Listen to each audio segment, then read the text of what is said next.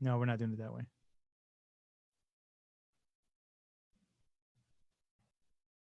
$10.3 is the reach for VMix, just so you guys know. All right, Chris, I think, or Omar, we should be live. Welcome. Hey, everybody. How are we doing today? This is AV Educate. We are definitely here for our Monday night show. Yeah. Anyway, yeah, we are doing VMix training with Leland Best, which thank you for coming on today. And we are doing, what is this, episode 9 now? Next slide. Yes, sir. You're only as good as your crew. That's our moniker, and that is absolutely true. As you can see, I just had to tell our generous host here to move the slide over, but you know, hey, it's what it is. We have fun while we're here. Yeah. Welcome back again. Like I said, thank you for coming in. We're doing our 9th episode. This time it is AV Talks for the VMix live show. The man that started it all, the one that I'm yelling at over here to change the slides when he's not paying attention, Omar Colomb, owner of AV Educate. Thank you for having us all to be here to put this on and doing what you do for everybody here. Me, IT guy over here at Toxic Biowolf, or Bodie. I'm just the general stupid guy here. That's why he has me do this stuff. And then we got the brains behind the operation, Ed, our audio engineer, the man, the myth, the legend that makes it all go. Tonight, like I said, we are going to be doing VMix Live with Leland Best. Again, thank you for coming on. Thank you for all the information that you're going to provide us tonight. House rules, as everybody knows, we go live every Monday at 7 p.m. To join the Zoom call, Ed will be dropping those links in the Facebook Live. If you want to become a panelist, one of the things to become a panelist, we do want you to be interactive with us. So if you are going to be a panelist, we want you to be asking questions, opening, doing things like that, to where open to giving information and saying what would be good for you, what do you want to see, things like that. The other thing we have is, obviously, due to the nature of streaming, we always don't get to your questions immediately. It could be about a 30-second delay. Sorry, fly. ADHD attracted everything going on. Don't worry about asking questions. Questions are for everybody. It doesn't matter how little or how big you think the question is. We're good to go. We can try to get the best answer that we can. The last thing is, we don't know everything. So shoot us any information you know about it that can help us. While we're on the topic of we don't know everything, I do want to give a huge shout out to one of our panelists, Jason Learman. He definitely just got accepted Daytona Commerce, Chamber of Commerce, for his Daytona Beach live stream solutions. Again, it's a huge success for everybody as well as himself. He has definitely learned a lot from everything that he's taught us, that we've taught him, and a collaboration of everything going. So I just want to give a huge shout out to him for that. And we'll go ahead and get this start off with Leland. Hey, all right, I appreciate it, Bio. This is the way we do things, I guess, around here. This is my first time over at AV Educate, and I'm really happy to be here, like they say all the time when they come on stage. If you don't know who I am, again, my name is Leland Best. I'm the guy who runs bcblive.com. I've been a producer, host in live streaming for over 10 years. I'm also an author. Wrote the book called Best Guide to Live Stream Video Broadcasting back in 2017. I renamed the book in 2020 simply Best Live Guide, which is found over at bestliveguide.com. So this is how to build your own home studio using VMix, basically, is what we're going to do today. So I'm going to head over to a screen share for everybody to see how I do stuff. Appreciate if you go ahead and pin that screen up front so you can see everything that we're up to. And I'm going to take you right in deep into VMix. So basically what you saw me just do a second ago was some simple overlays on top of a video input that I brought into VMix. VMix is a software live streaming platform developed by a couple of what you might call techie geek engineer types down in Australia for originally their church service. So Martin and Tim put together a small team down there and started to build on this software and continue to add to it as it evolved. I first got involved with VMix back around version 16, and we're now on, I believe, version 23, 24, headed toward by the end of the year, I suspect. Very simple switching program. It's used for both just simply generating video graphical content either remotely or locally. So you could record your content on your own PC if you'd like. This is a PC only based software. So sad to say, the only way you can run this software is on a Mac using Boot Camp or Parallel. And I'm going to butt in here because of all go my ahead. Mac Please do. lovers here, because I'm the PC guy. You see this gorgeous thing right here in your face. We can run it and you can't. Yes, I'm sure. I love it. Well, And it is. It's exclusive to us PC guys. I love it. I can just boot camp my Mac, and then I have the best of both worlds, Bodie. So I don't your really mouth. know what Hush, you're hush, celebrating hush. over there. Let me have a moral victory. I love this forum. This is, I got to say, after being on office hours for the last 150 some episodes and having to debate guys back and forth and raise my hand as to when something can be said, it's nice to sit down and have some freedom. So appreciate that, guys. I really do. Anything you guys want to ask while I'm going through here, please let them know. Either raise your hand in the chat so we can get it. We're following also along out on Facebook so that we can see your comments coming in as well.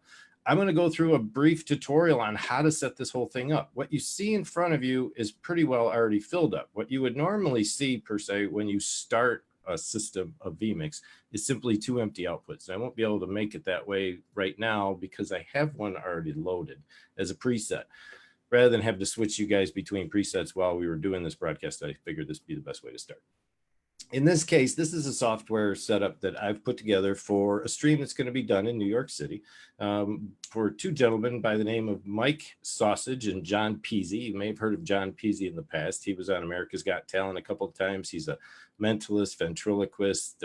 He was on season 7, I believe. So if you want to go Google who he is, we're going to be doing a show called, it's basically an invitation or a license to rant.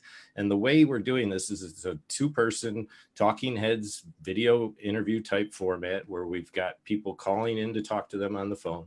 They're basically going to be chewing on people all day like Joe Rogan might or Howard Stern might. And actually, John Peasy works pretty closely with Jackie the Joke Man, who used to be on Howard Stern. So the format's going to be very similar. What we wanted to do was present this remotely because of the COVID situation. So VMix makes that possible. I'm able to bring callers in, and the way we set up callers and anything in VMix for that matter is through inputs. And when you go to add an input on VMix, which is what the first thing you're really going to want to do is you're going to want to add a camera.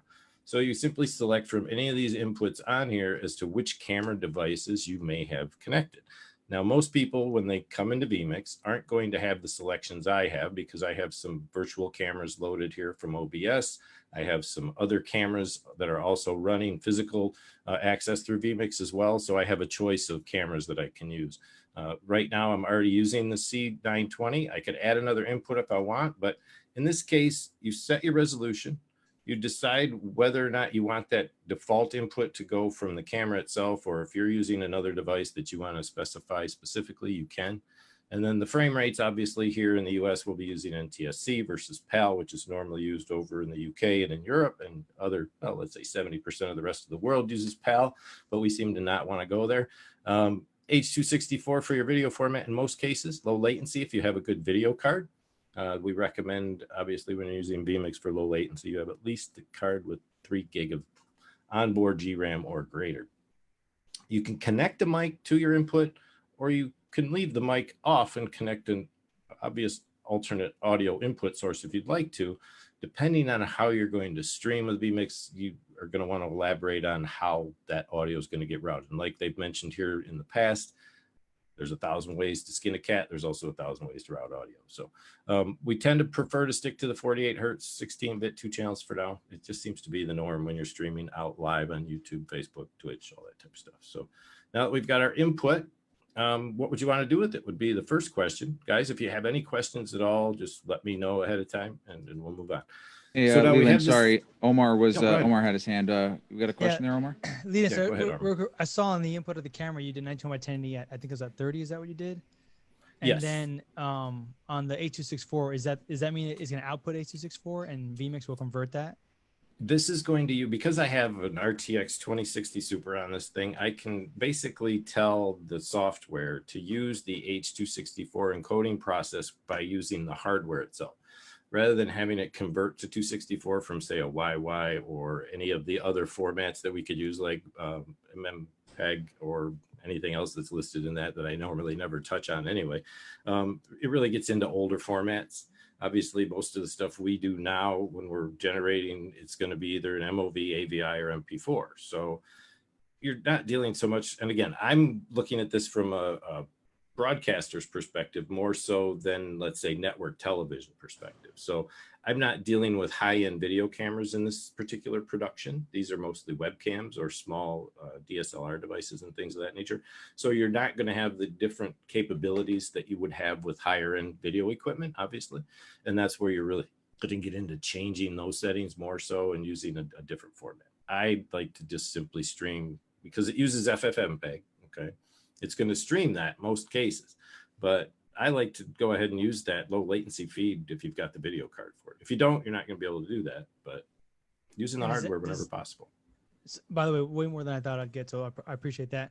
Does that also eat up CPU, more CPU when you're doing input at 1080 and then having it internally do the H.264, or is it does it eat up more? I haven't CPU done any less? specific testing, honestly, to find out what type of CPU resources are eaten up when you do switch over to something like that. I just happen to have no real qualms over, like right now, if you look at the screen, I'm using CPU of about 3%. Now, keep in mind, I'm using a Ryzen 9 12-core 24-thread processor, but that can make a difference when you're sitting on a 4-core or even a 6-core. The last machine I had was a Ryzen 5 2600X, and that machine handled really well.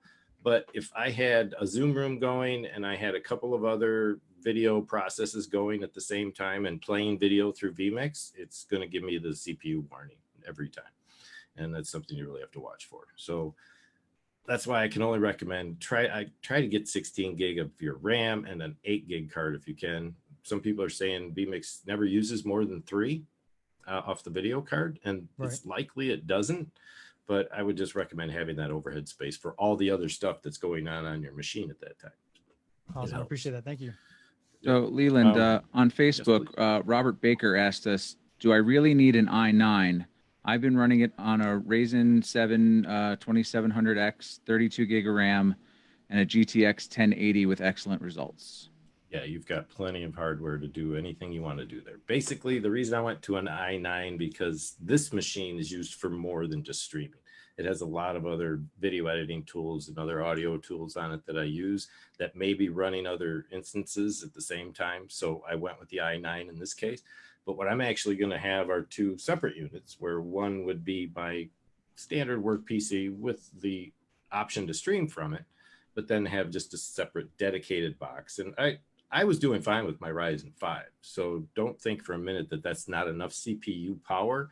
But as you start to push the envelope and think that you're going to do this, that, or the other with maybe 8 VMix callers, the Ryzen 5 is not going to handle it. 7 minimum. So if you can get 8 cores, you're doing really good.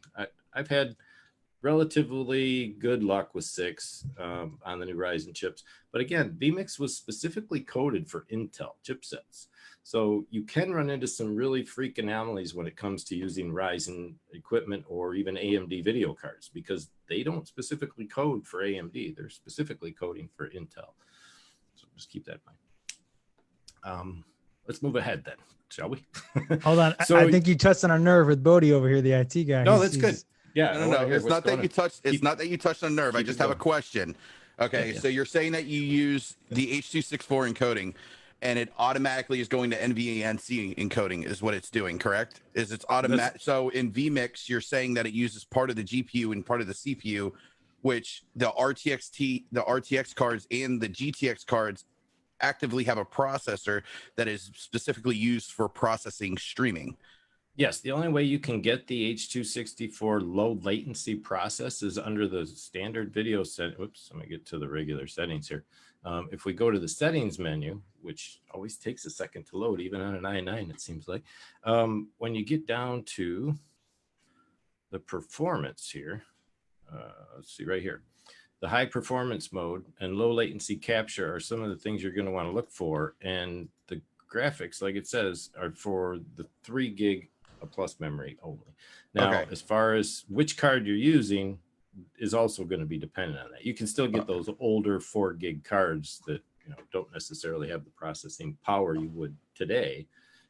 But Yeah, it seems to work that way for me. I I'm was not just, that. I was deep just in it. asking because when you Codecs. stream, like for instance, yeah, a codecs exactly. So for me, when I'm streaming through OBS or using a software-based platform like OBS or Streamlabs OBS or anything like that, you can choose H.264 encoding, which will only use your CPU power, or you can choose NVEC encoding, which will use the graphics card and the CPU, and it takes the load off the CPU. So like I have an RTX 2080, I use NVEC encoding, and my RTX takes part of some of the processing for my stream. That's a So good this point. has like a built-in NVEC encoding that you automatically select when you go in there and you put high performance. Yeah, and that would be relatively dependent on the video card, because that's one of the video formats here are basically, and you'll find if you like, you'd have to go back to a GT 900 in order to not have 3 gigabits of RAM. So VRAM. It comes down to what's available in the chipset. It will be able to identify mostly what's available to that card or that specific video device. If you're using a video camera, DSL camera, whatever, it's going to be able to identify what formats it can use. Otherwise, it's not. Because if you ever notice when you that's pretty cool that it has like an automatic NVEC encoding in it. That's pretty dope. I find that dope. It just automatically does it. It's worked for me that way. So I brought up a lower third earlier to introduce myself. These are relatively simple. VMix has 4 overlay channels that you can utilize, and those are here specified. And let me kind of go over the control board here. This is probably something I should cover first. What we have here, obviously, is the GUI, the interface, the graphic user interface. At the top are for all of your saved sets that you've created over time. You can pause all inputs going out if you'd like, for any reason, like video playbacks, audio playbacks can all be stopped at one time. There's a basic setup. If you click this button, you'll watch a lot of these buttons disappear. Okay, this is for the first time user so that they don't get overwhelmed with all the extra features. You notice at the bottom row, all those buttons disappeared. All the center transition buttons and overlay buttons and T-bar disappeared in the center. And all you have left is the quick play, which is to push one video source into the program. So from there, whoops, sorry about that. I pushed the wrong button. Basically, you go back to the advanced, you get all of the transition effects that you can play with, the zooms, the stinger effects, if you want to build in video effects into your transitions. And then, of course, the fade to black that takes place automatically only on the stream. You won't see that on the preview or the program pane. It'll just gradually fade out to black before the show's ended.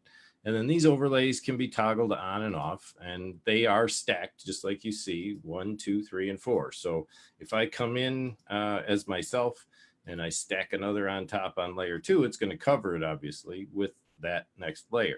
And same with any other stuff that you want to add to it, like the graphics that I brought up for my book, same way. So we can add 2 or 3 layers off to the side. Nice thing about VMix is they have all kinds of really cool titles built in already. So you can come in here, and they've just recently added the G2 titler, or GT titler, built by NewTek. So this enhances the feature set even more. Now, these aren't 3D titles, they're 2D titles, so these aren't going to be what you're going to find in After Effects. But similar in nature, some of them are animated.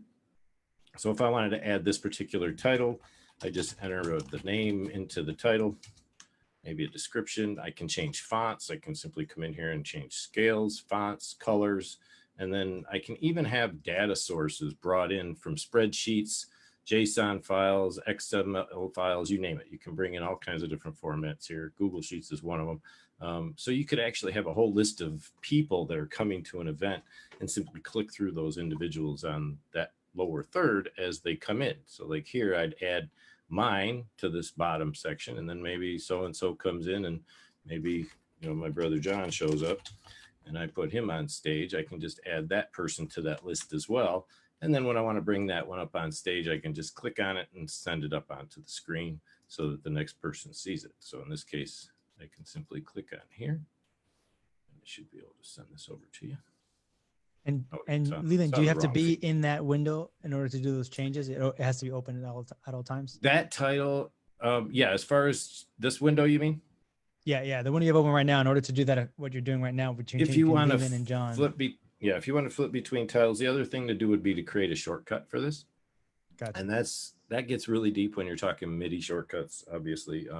I'm using a Kai APC 40 MK2 over here as a control board. So, and I can't really lift it up to the screen completely. I know what I can do. I'll use my other camera for you. So you can see the camera I have here.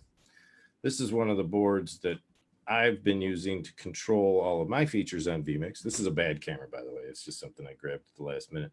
So I have full control of all my levels for my 8 VMix callers, and then I have a MIDI control board for everything else, along with a T-bar if I want to switch my videos from preview to program, and PTZ camera controls and all kinds of other cool stuff as well. So just depends on how you program it. You can do it either way you like. So from that, we've got a camera input, which has an audio input built into it, but not here. You see this where there's no audio bouncing at all on my screen? That's because this camera output is separate from the audio output. Coming into Zoom, I'm doing something a little unique right now. I'll tell you how you're not seeing the infinity effect. I'm using 2 outputs from VMix. Now, the reason that works is you see me in the camera over there on the side of Zoom, and it doesn't change, even though I'm showing you my desktop here. The reason that is VMix comes with 4 outputs. Not many software systems do. OBS has 4 virtual outputs that you can include if you install them when you first install them. But this way you can tell VMix which output you want to send from that particular, or which input you want to send to that output. So in this case, on output 2, I'm simply sending input 10, which is just me on camera. So you see me on camera in Zoom. But then I'm screen sharing my desktop with my camera source inside VMix. And that way I don't get that infinity loop that you see a lot of times when you smack video on a screen share. It happens all the time. And in this case, that alleviates that. So that allows me to do desktop shares without seeing all that infinity effect taking place. And just to fill you guys in, desktop shares, a lot of different ways these can be done. And I love the desktop share feature in VMix because it's one of the most elaborate. When you create a desktop capture, you can come in here and simply grab the next input. Now we could go down this list of all these inputs, obviously. I think you all know and can tell by looking at the list. They're the typical inputs that you would see on any video production. Photos, images, image sequences. We also have instant replays. We can set up streams for SRT and bring in RTMP or RTPS streams as well on ingest. We can simply add colors as inputs. We can add audio files as inputs, audio inputs as inputs, which would be what I'm doing here actually. This cable output that you see here is the way I'm receiving the audio from Zoom. So I'm using a virtual cable connected to Zoom coming into VMix. And that way I pick up all the audio from Zoom in here rather than just through my headset. And then I listen to it through the headset. So if one of you guys said something right now, go ahead and talk. Any of you. Hello. Yeah, I think Ori had something he was raising his hand for a second ago. I don't know if we got too far ahead or not. Yep, I probably, that's okay. I'll back up. Go ahead. What's your question? Yeah, is there any way to push yourself beyond the 4 layers that you have? There is, absolutely. The way we override that is through multi-views, and there's a little bit of bad naming convention that was used on VMix when it comes to multi-views. Most of you who are in video production probably know what a typical multi-view is, and that would be like a preview pane, output pane, and being able to have all of your other video inputs in a format similar to this or this, so that you could point out, you know, ready camera 1, go camera 1, ready camera 2, go camera 2 type stuff. And they actually came up with another thing that they called multi-view, and that's one of the inputs. So if you come over here and add a virtual set, this is also known as what would be called a multi-view format. So what we would do is just create either an input for a virtual set and then add stuff to it. And I'll show you how that's done. Or we just create a blank set, or we just take the input and double click it and go to the multi-view tab in the menu settings. And now we have 10 layers to work with. So there are some pre-established settings that would format these cells out in certain layers and formats. So if I selected 1, 2, 3, 4, it's going to give me 4 multi-view layers in those 4 square formats. And then I can change whatever inputs I put into them. The easiest way is to just say, okay, I got Mike Sausage up here. So here's his input. In order to scale that down, I position it and I bring it down to scale and I put it over here, let's say. And then if I wanted to do overlay 2 or go to multi-view, it's the same thing. I go to overlay 2 and bring in John and then say, okay, John showed up way up here. And it depends on the input source. Sometimes they show up in weird places, but then I can position that. I can scale that down. And these have nothing at all to do with the 1 through 4 overlay channels. These are multi-view layers on top of the input. They are not overlay channels that can be simply turned on and off at random while you're in a production. They are part of the input. So every time you use that input, all of these overlays are going to come with it. And that's the thing you have to, now you can turn them off at any time and come back and simply switch these check marks off. And then that same input won't have those overlays the next time you use it. So if you're good on the fly and you want to try and do this, live while you're producing, you could pull it off, but it'd be kind of a tricky process to get yourself involved in. So in ATEM speak, that would be super source, wouldn't it? Yes, exactly. Yes, you're correct. Super source. And that was one thing we discovered working with Alex Lindsay of IFL fame. And that's somebody both Dave and I know from office hours, is the fact that he's very big into the high end, Blackmagic production suite. And the methods and madness that take place between a super source versus a multi-view are so much more complex on an ATEM than they would ever be on a VMix switch. So much easier to produce these super sources here than you'd ever find on an ATEM. Anything before I was going to cover desktops again real quick? There's a few things I want to cover there. So Leland, we have a ton of stuff coming in on the Facebook side. So if we can take just a minute, sure. We'll bang through a few of these. So someone is a sales rep. They were wondering if you can share more about video playback capabilities and highlight basic versus the next level up. So maybe we'll scale some stuff back. Robert Baker said he didn't realize you could label the tabs in VMix. Where can that be done? So let's make a note to show that. There's a lot of naming you can do. And while you're on the naming convention thing, let's show you some of the things that a lot of people don't know you can do. These tabs right here are named for that effect. You right click on any one of them and you'll get this input categories menu, which allows you to, I think you used to be able to change the color, but I don't think you can anymore. Let me see. Yeah, it used to be you could change the color on these even, but all you do is change the name of the category. And then if you take each of these inputs and simply left click and grab it and drag it off onto one of these tabs, you'll see that little gear change color. So what that helps you to identify is what is a video, what is an audio, and maybe what is a desktop capture per se.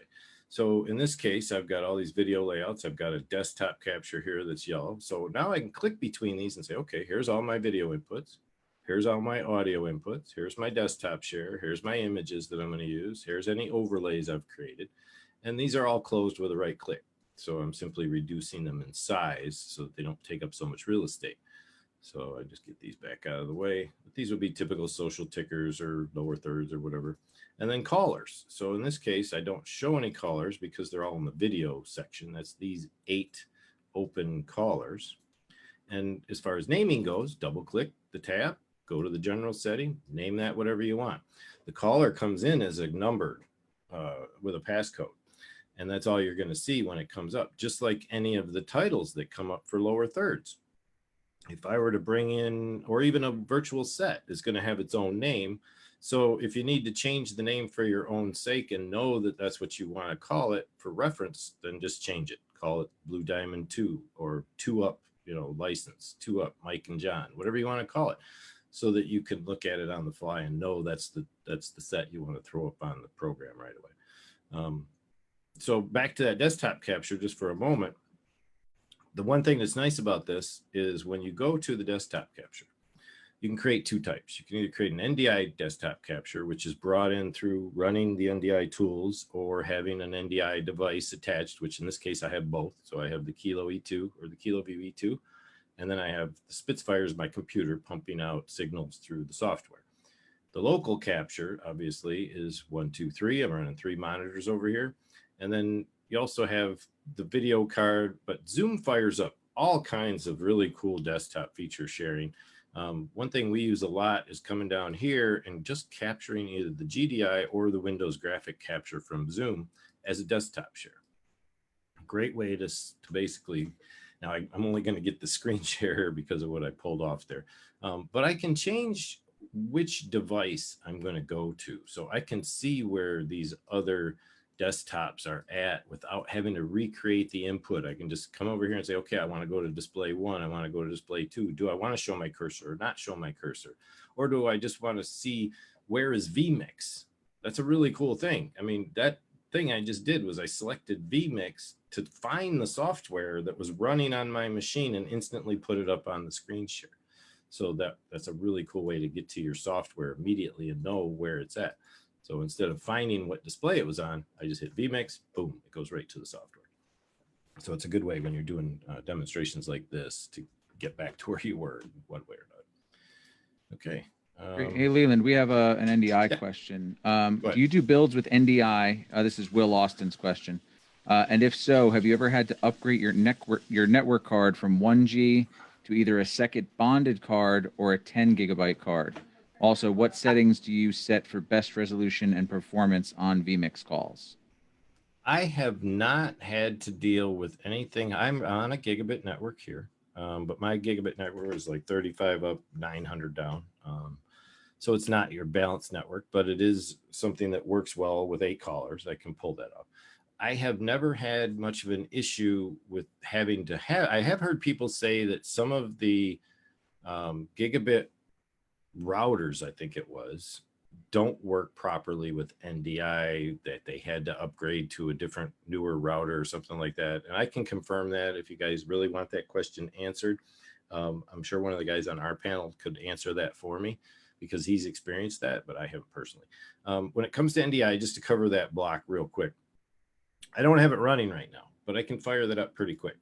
And the way that's done, for those who don't know NDI, you have to go over to New Tech and get their NDI 4 tools. And then there's the virtual input that has to be run. And there's also the scan converter, which is good to have if you're going to do any kind of scrapes off of your broadcast. Now you can see here, we're getting a little anomaly in the desktop capture over here.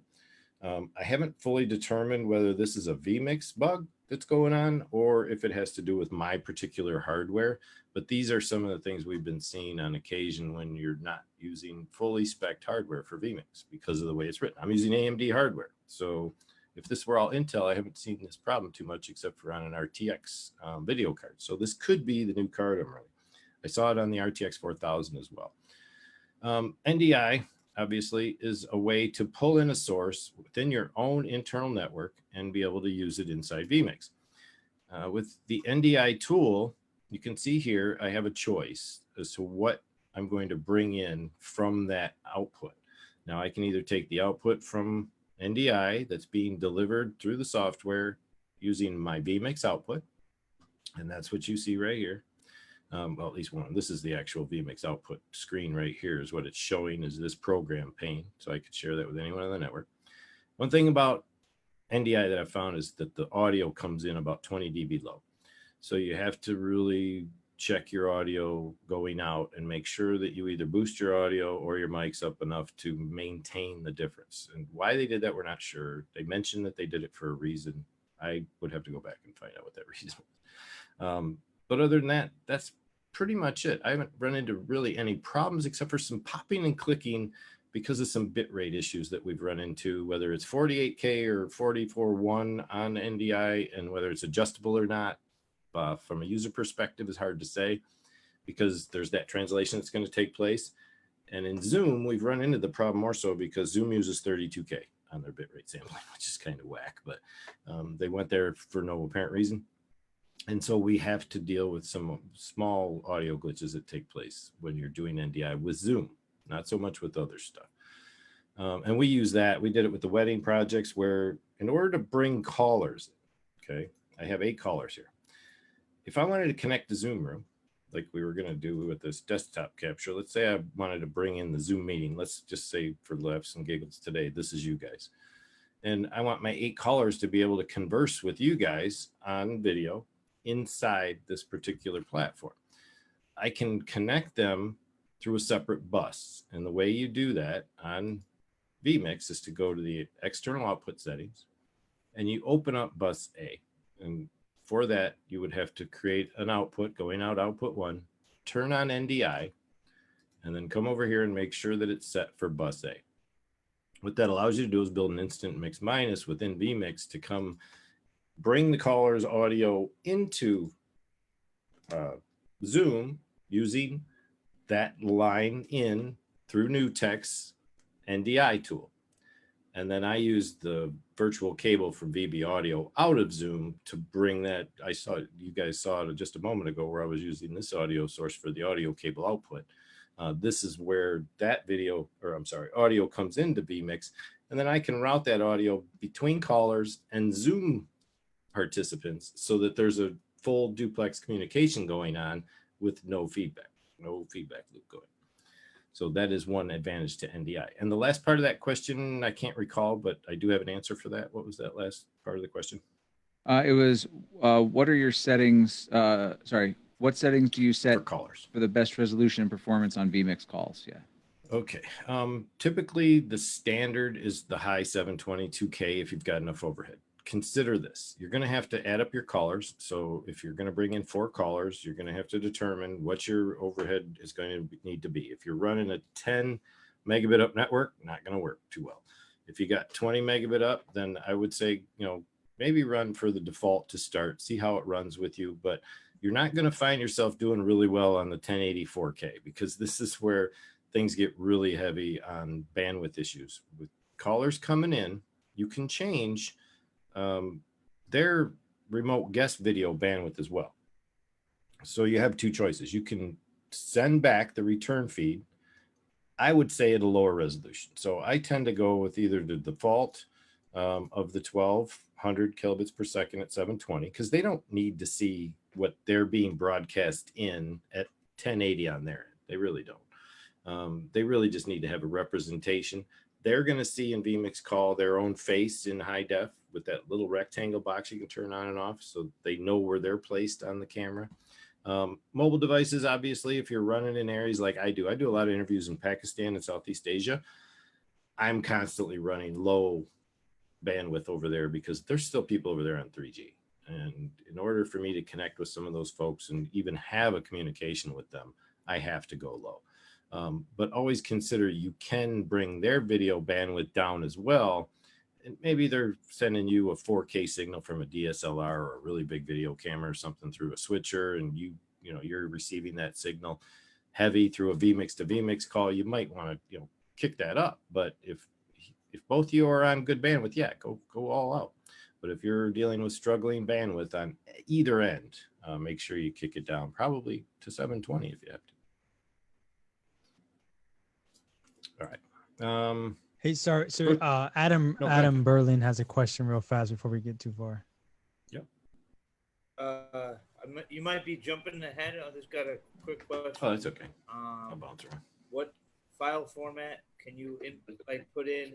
Is it can you do DNX, or is it just H.264, or can you do ProRes? What can you as far as the files? Can you put play files out? Oh, for video files? Yeah, okay. For video, there's actually quite a bit. Typically, they're going to be MP4 files, obviously, but you want to designate whether it has an alpha channel in it or not, or whether it's interlaced video. There are also some video tools, just so you're aware. Down here in the lower corner, there's a little hamburger menu, hamburger patty, they call it, I guess, which allows for a few extra features that are separate softwares inside VMix that not a lot of people even know are there. One especially being the VMix Social, the data sources manager I showed you just a bit ago on importing stuff. But the other is 2 of the video tools that they have here is the media converter, which will allow you to convert VMix AVI to ProRes. So you can, go ahead and specify an output filter on that as well and begin the conversion right here, whether you want it in LT standard or HQ is your choice. And you'll be able to maintain, a record of what went down there. And then the other is also the ability to take a video, which is an MOV or an MP4, and create an image sequence, or even be able to repair a VMix AVI file that might be busted. So the image sequence is for the Stinger transition. So you would take a video file and create several image sections. It would basically just take snapshots every so many frames and give you a full list of maybe 10 or 15 images that would be used to create a video effect as you did the transition. So like if you wanted stars floating around or bubbles or whatever when you did the transition, you would be able to create that image sequence and add it in as a stinger. It would be like an and After Effects kind of thing. Yeah, basically. Import After Effects motions and stuff. Yeah, use any kind of motion video, bokeh, whatever you've got, you know, any kind of waves. It doesn't really matter. You just have to get those sequence images out and then create the stinger. There's a video for everything VMix on the vmix.com tutorials. Pull down in the far right menu item on VMix's website, vmix.com. They always produce their tutorial videos before we even see the features.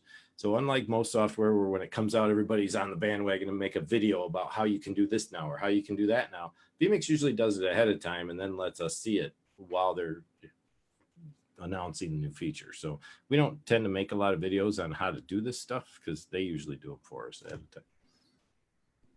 I got one more for you, that a little bit of curveball. Maybe someone on the panel can answer this as well. So Trevor Michael's asking a question. He says he's getting a notification. He's running a GPU overload, and he says he's only using 20%. What could that be? So in the exact verbiage from Trevor Michael it is saying I'm getting a GPU overload, and I'm only using 20%. What can it be? 20% of your GPU or CPU? Because there's two numbers down there. He put GPU. Okay. It's hard to say. You can try and just turn that warning off because it can come up for a lot of different reasons. And the reason I say it is if you right click on your PC, Windows button there, the start button, go to Task Manager.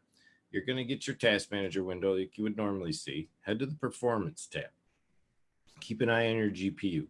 You'll be able to see here how much is actually being done by VMix. As long as nothing else is running, you'll have a good idea what the utilization of your GPU is, how much memory is being utilized, whether your drivers are up to date. That's another big thing when it comes down to it. And you'll be able to see how much is being shared and how hot your card's running. So that's my best advice, is to see, is it really just a peak, you know, that you're running into? Maybe you have a bunch of other stuff going on. Another thing I highly recommend is this little button down here. Shut down all this crap. Get rid of, I turn off my virus utility. If you didn't know, you can also have VMix shut off. Let's get over here. You can have it shut off Windows Update when it's running right here. There's a little checkbox under Performance. You want to make sure, and here's that alert switch as well. You can turn that off so you don't see it anymore. They put it on here as a switch for a reason, because of those peak spikes. Sometimes you'll see that red little warning, CPU warning flash in the bottom corner. It may just be a one-time occurrence with, you know, a spike in your processing. Maybe something had to catch up, or you went and clicked too many things at once, and all of a sudden you got the CPU warning or GPU warning. It should be fine. To kind of also answer his question about his GPU, I saw he commented earlier in chat about the type of computer he had. He said he had an RTX 500 Quattro, 5000 Quattro.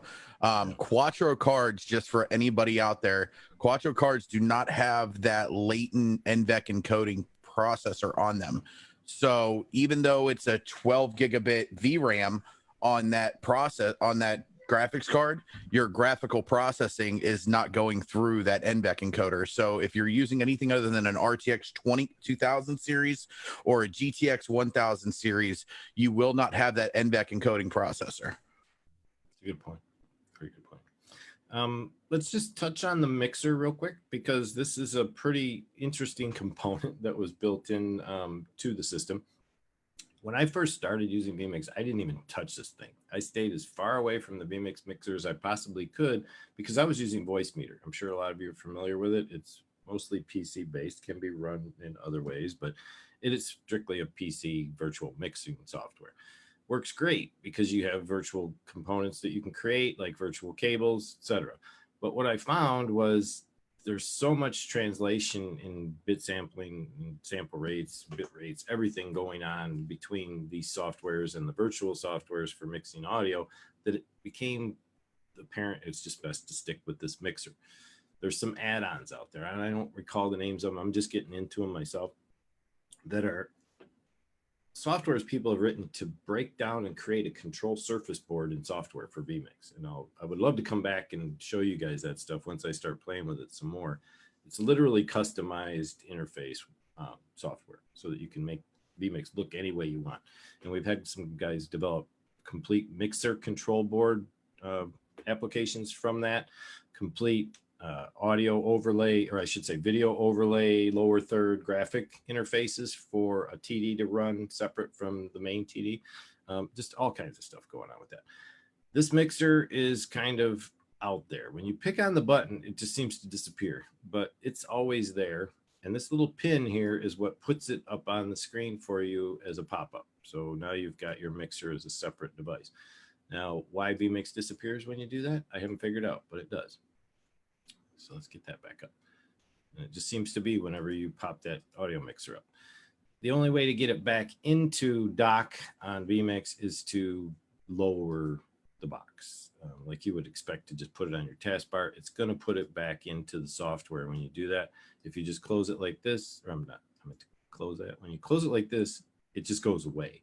It doesn't go back into the software. You have to actually turn it on and just use the straight bar to get it back in. Master controls, one of the first things you're going to find when you add an input, no matter who you are, I do it myself all the time still. When you add that input, okay, if you added a device with an audio component, like a microphone attached to it, you would be able to click on audio settings and have the noise gate, the compression, everything else you would possibly think, EQ, it's all there. Without a sound device, I can't use it, but I could show you one in just a second. So let's take my other camera. I'm going to close this camera out, and I'm going to add a new one. And this is another thing, by the way, this close input option is something available in the settings. You can either turn it on or off. So be careful. The default is to not have that. And if you hit close, that's going to close and it's gone. You're never going to see it again. You'll have to recreate it. But in this case, when you close it, if that switches on in the settings, and you'll see it, it's like confirm closing inputs or something, confirm when you close an input. This way you get that big red bar that says, yes, I do want to close this, so that you don't accidentally close stuff. It's a great thing to have on during live production. So I'm closing that. I'm going to add a new camera. I'm going to bring in this USB camera that I just had online, but this time I'm going to add an audio source. Now I could use the built-in audio. I'm going to go ahead and use my audio source, which is the mic I'm on right now.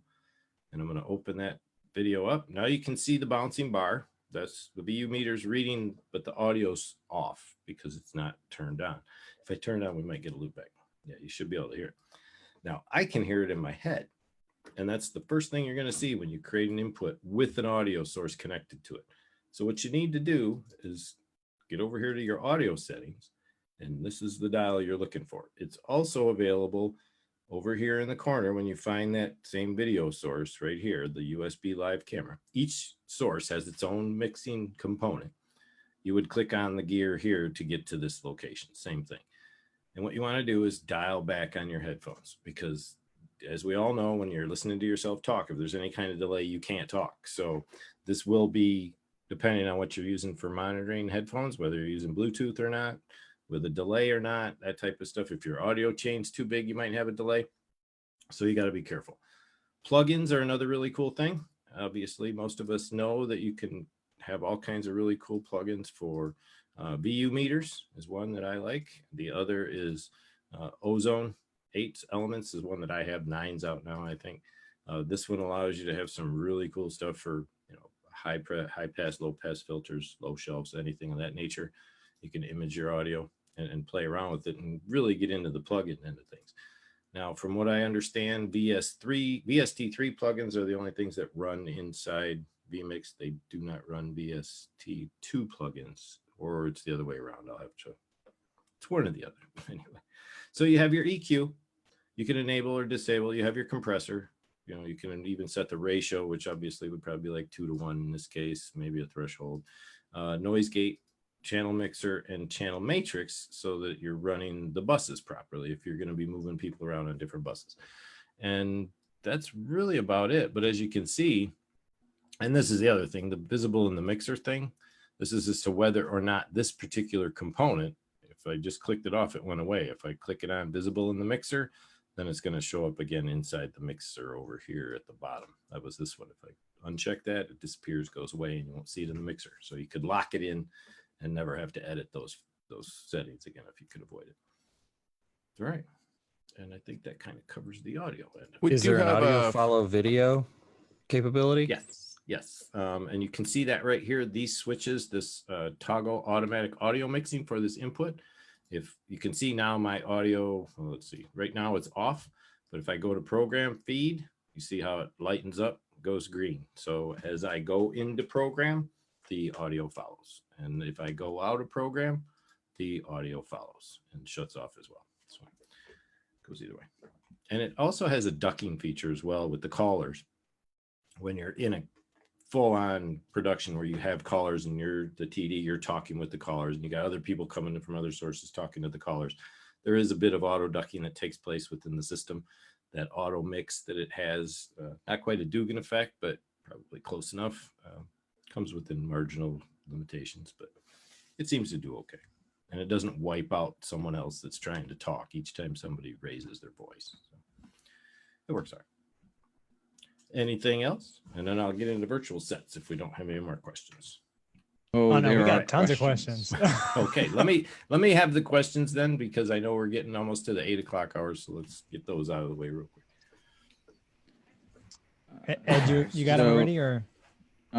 Someone asked for motherboard recommendations. They see that most motherboards, especially on gaming side, have fewer PCI slots. They bought an Asus Sage with 7 PCI slots to accommodate capture cards and other peripherals, and are looking for a motherboard recommendation. Yeah, that's a tough one. With everything going the way it is toward PCI 4, and the fact that you're going to be getting probably the only chipset that actually supports that right now is the X570 chipset. So you're going to be looking at, I mean, boards are a hard call. I'm running a $129 MSI Gaming Plus board right now. Now, I could go with a much higher, more elaborate board that would cost me $300, $400, $500. I could go with the Aura by Intel. I could go with and I would always recommend Gigabit, MSI, not so much BioStar, or there's another one out. AS Rock, though, has had some pretty good luck as of recent. They start out really slow, but AS Rock has got some really nice boards out there now. I tend to be an MSI Gigabit guy myself. I stay away from Asus only because I've seen a lot of horror stories in DOA boards when Asus is involved. Not sure why, but that seems to be the case. But they have some nice boards when they're working right. It just doesn't, they tend to overheat. But like I said, this board right now is running so quietly. I'll give you my rundown. I just rebuilt this machine actually. So right now I'm running the MSI Gaming Plus, which is a X470 chipset. So it's one below the X570. I'm running the Ryzen the 9 with 3900X, which I just purchased for about $400. I'm using 32 gig of ballistics memory. And that's DDR4 3200. I'm running the RTX 2060 Super because I couldn't get my hands on a 2080 anywhere to be found. Went with that one. Seemed to be the best price point for what it's. That's at $399 right now, actually. So it's about comparable to the 2070 card as well. Even the Founders card.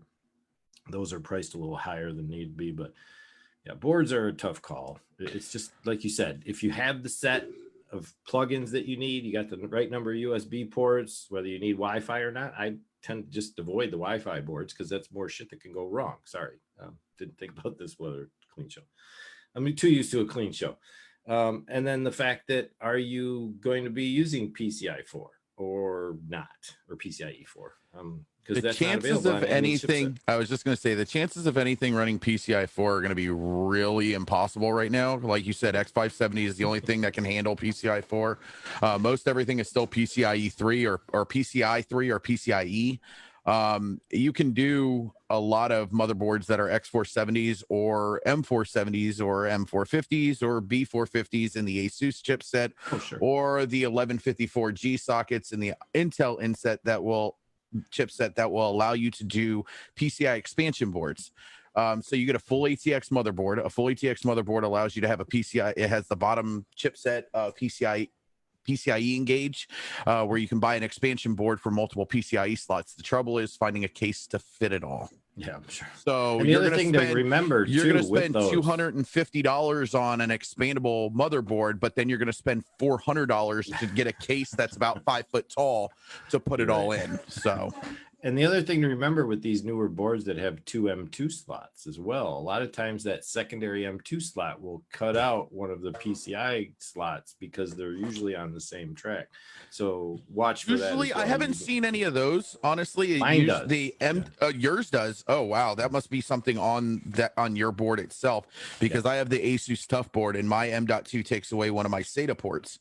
And most of them are SATA port enabled. So when M.2s get plugged in, maybe I'm it could be now check. it's no. It could be a PCI port because you have M.2 NVMe 2188. Right. You have 2088 and you have 1908, and depending on which one you use, it could take away a different chipset available for you. So 2188 and 2088 and 2188 will take away a SATA 6 port, and I think the 1901 does take away a PCI Express slot. And the reason I say is because the PCI Express slot is setting in such a way that if I had a full size, even a half size card, it would slam right down on the NVM. And that's why you go Asus. So yeah, I'm gonna fight with you on that one. I'm an Asus boy. No, I don't blame you. I used to love Asus. I've never had an issue with Asus personally myself. I have built hundreds of computers. I built 2 media racks for Omar for a company. We use an Asus Strix board for that. And then I think the second one, I agree with you though. Anybody listening, do not use BioStar. You do, I'll come kick your door down and I'll break the machine in front of you. That's just a no-no. So, all right. So let me jump in here before Chris starts breaking doors down. So Josh Birdfield asked a question, which I sort of have an answer for this, but I'm curious to hear your response, Leland, or Chris, if you want to jump on this. And I don't know the specs, Chris. Sorry, I apologize. I don't know the specs of this card. So his question was from Josh Birdfield: was thoughts on the Aja IO for bringing in 4 cameras? Have experience on this device? Thoughts? I've used the device. It worked out pretty well. We had a couple problems with just it recognizing the cameras. We had a little bit of issues with that, so we had to download a third-party software so that it would recognize the cameras first, and then it would come into VMix. But other than that, the cards are great. I don't know if you have any experience with any of those type of cards, or again, Chris, I don't know the specs, man. I'm sorry. Yeah, I don't personally, but just going on specs what on I've seen, the Aja, that card is actually part of what you would call a VMix reference spec.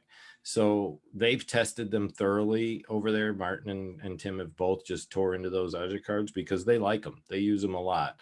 And I think that says a lot for what they're doing and how they're programming the video end, knowing that those types of cards are what they're kind of focusing on. So whenever you see the VMix team over there really working diligently to make drivers work for encoding on certain equipment, I would say always take a look at that stuff first. So because they're very specific about having that reference spec when it comes to what they use it for. That's how they design their software. It's not like a lot of the vendors out there that just willy-nilly design to put it on a PC, put it on a Mac, put it on Linux, make it do this, make it do that, make it do these. These guys are very dedicated to making a software that's solid and runs on what they say it runs on. So they make it a point to point you in the right direction for hardware. I hear nothing but good things on the Azure cards. So quickly, because we have a ton of questions, and Omar, you kind of jumped over a whole bunch of people who asked things first. Bruce had asked, what external hardware can I use for switching? Which a bunch of people kind of jumped to give answers of Stream Deck and with Companion. Are you using any of that, Leland? The one I just mentioned, which I was showing just a bit ago, is the board that I have, which is the Akai APC40 MK2. Runs about $250. Another board that I have and have used is the X-Keys 128 made by PI Engineering right here in Michigan. As a matter of fact, they're just down the road from me. I bought that, and that's a programmable board where you just basically take all the keys off. You get label pads you can put on them. Some of them are pre-labeled, others you can label yourself, and you can put blank keys on it so that you've got gaps between other keys. Actually, I've got one. Well, I'd have to stretch to pull it out, but that's a typical unit, runs about $750. Roland makes some nice equipment that are switchers, that are physical switchers that work just as well. The Akai actually makes a mini APC for 89 bucks. And it's very similar to what you just saw there, only it doesn't have all the extra dials. It has a row of dials or two across the top or across the side, I think. And then it has a full MIDI button pad and the volume level controls, which is huge in my book. If you want to have the easiest way to control audio on all your video callers, make sure you've got level controls for those individual callers on a board. Otherwise, you're really playing, you know, roulette with whose mic's on, whose mic's off, who's high, who's low, who's loud, who's not. I mean, there's a lot to mess with there.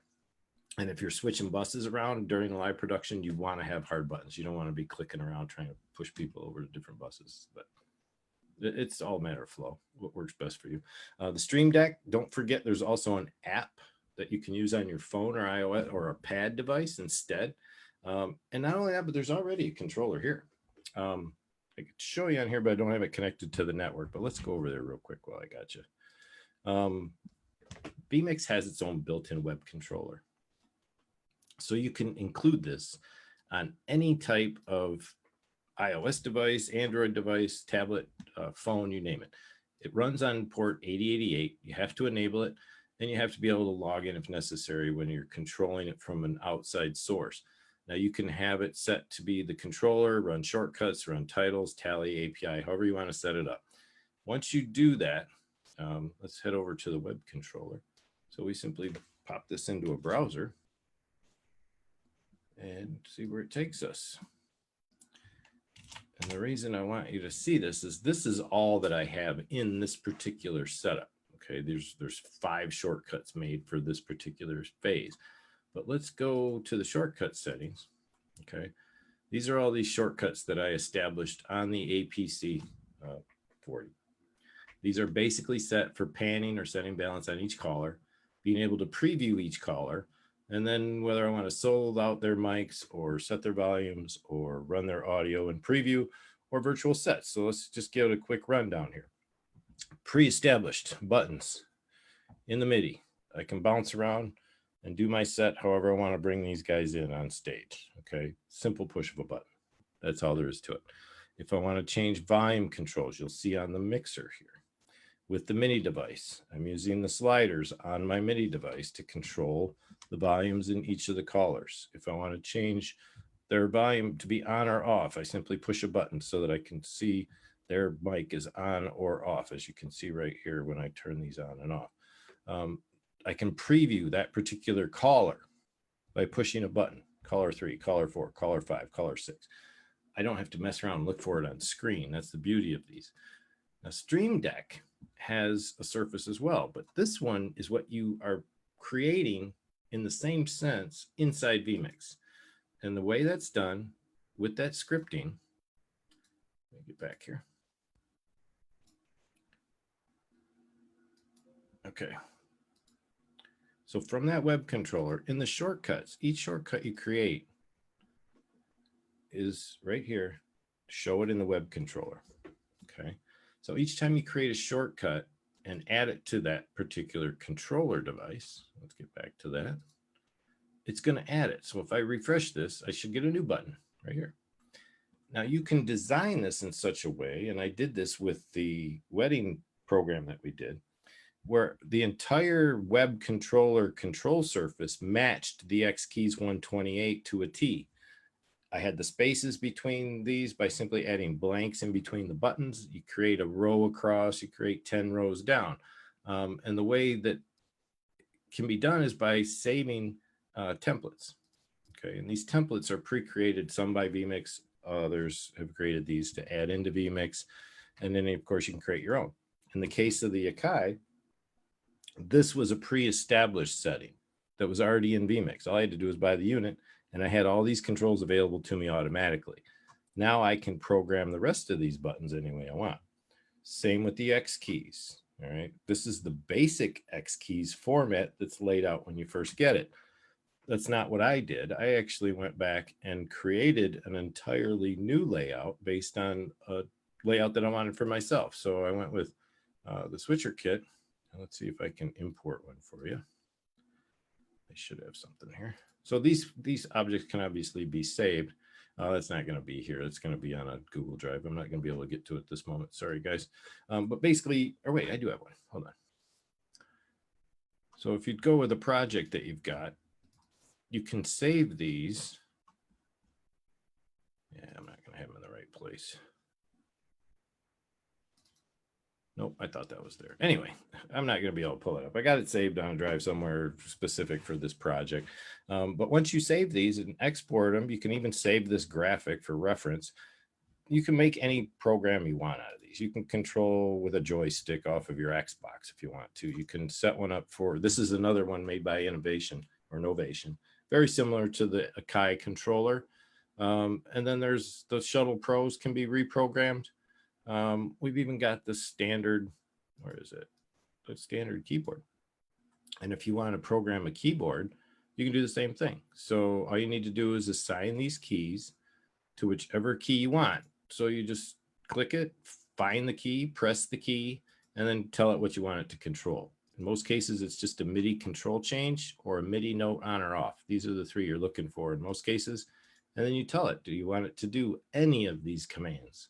And you've got tons of them. There's about 300 different commands you can program in scripting to be put onto a control surface or through a control surface software, same way.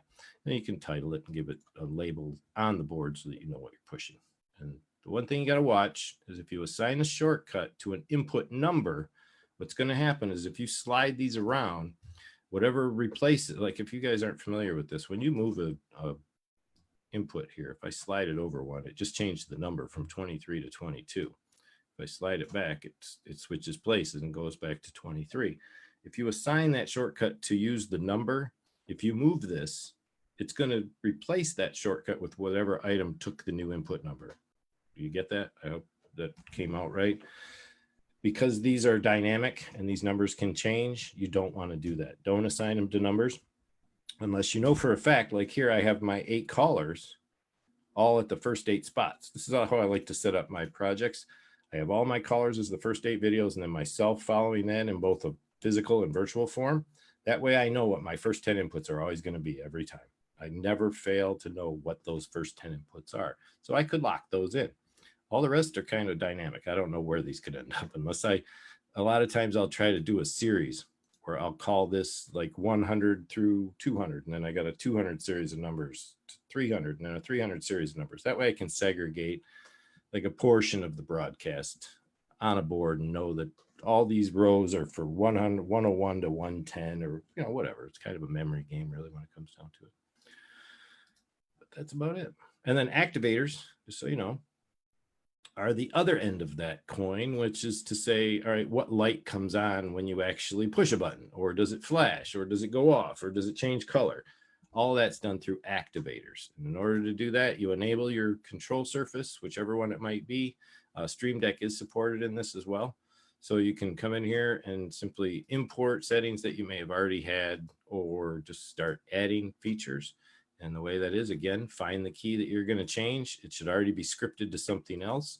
You're going to be doing a note, and that event might be anything that's up here. It depends really on whether it's coming in as an input, coming in as audio, coming in as video. And then you say, okay, what kind of button are we dealing with here? If it's specific to the unit and it has its own lighting format, use that unit, and then you can decide, okay, I want it to flash this color or whatever. Or you go with simply a button LED, and you can add text to the button so that, or a graphic to the button as well, so that it comes in that way. The last one would be the X keys button LED. This allows you to have flashing red, blue, or pink. So works nice for when you have live feed buttons, so you know that the audio's live, it's flashing, or video's live, it's flashing, recording's flashing, that kind of stuff. And I'm losing my voice, so you guys will have to come up with the last couple of questions so I can wrap this up. No, that was great. Excuse me. So there was a question about latency with NDI, and then Robert shared his experience that he hasn't had any latency with up to 3 NDI titles. And then I think Justin, you had kind of commented you've been doing NDI and you're not experiencing latency either. Is that correct? Justin Butler? No, on my home network anyway. That's the only place where I've played with it thus far. Gotcha. But yeah, they're just now starting to do any kind of NDI across WAN at all.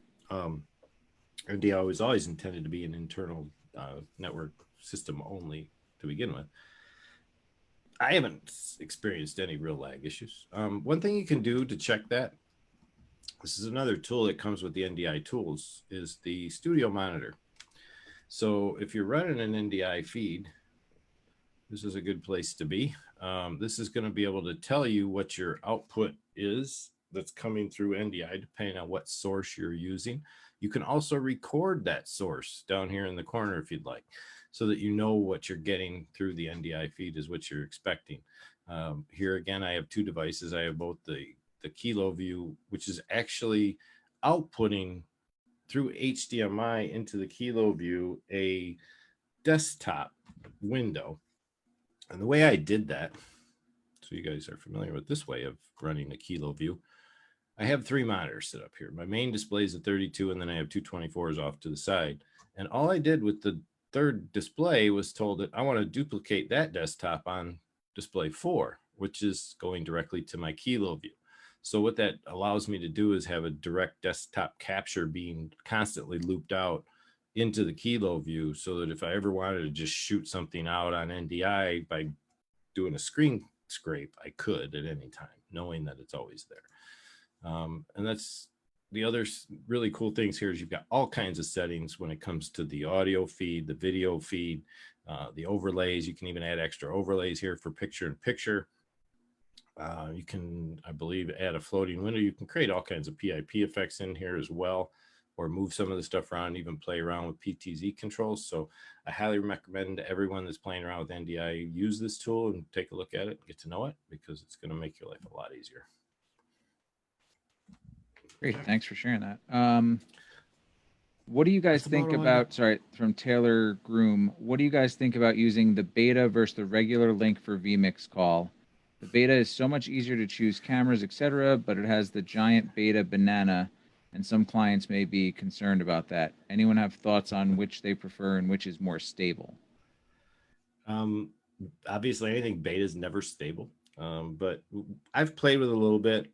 I get the concerns. We've found some other ways through the API, at least generally, to pull some HTML code off of VMix call and actually be able to direct a click in to get people into a call, but it's not really something we would want to recommend to anyone yet.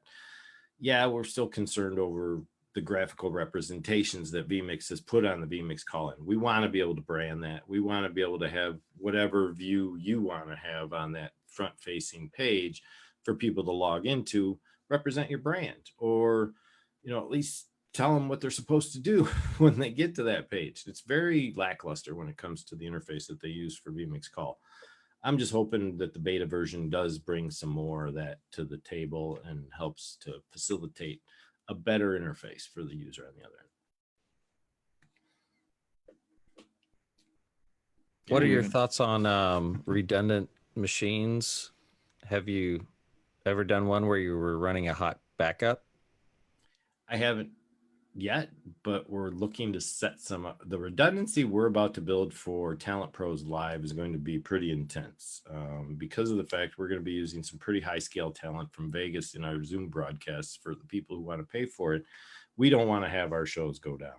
We will not only have APC backups for run over for power, but we're also going to have probably cloud-based switching machines ready to go just in case we have a failover on a physical machine. It's a little difficult unless you're serving up all of your assets on a cloud-based, whether it's video or imagery or whatever you're using for your broadcast on a cloud server. Whatever redundant backup you have is going to be useless if all of your assets are built on that PC.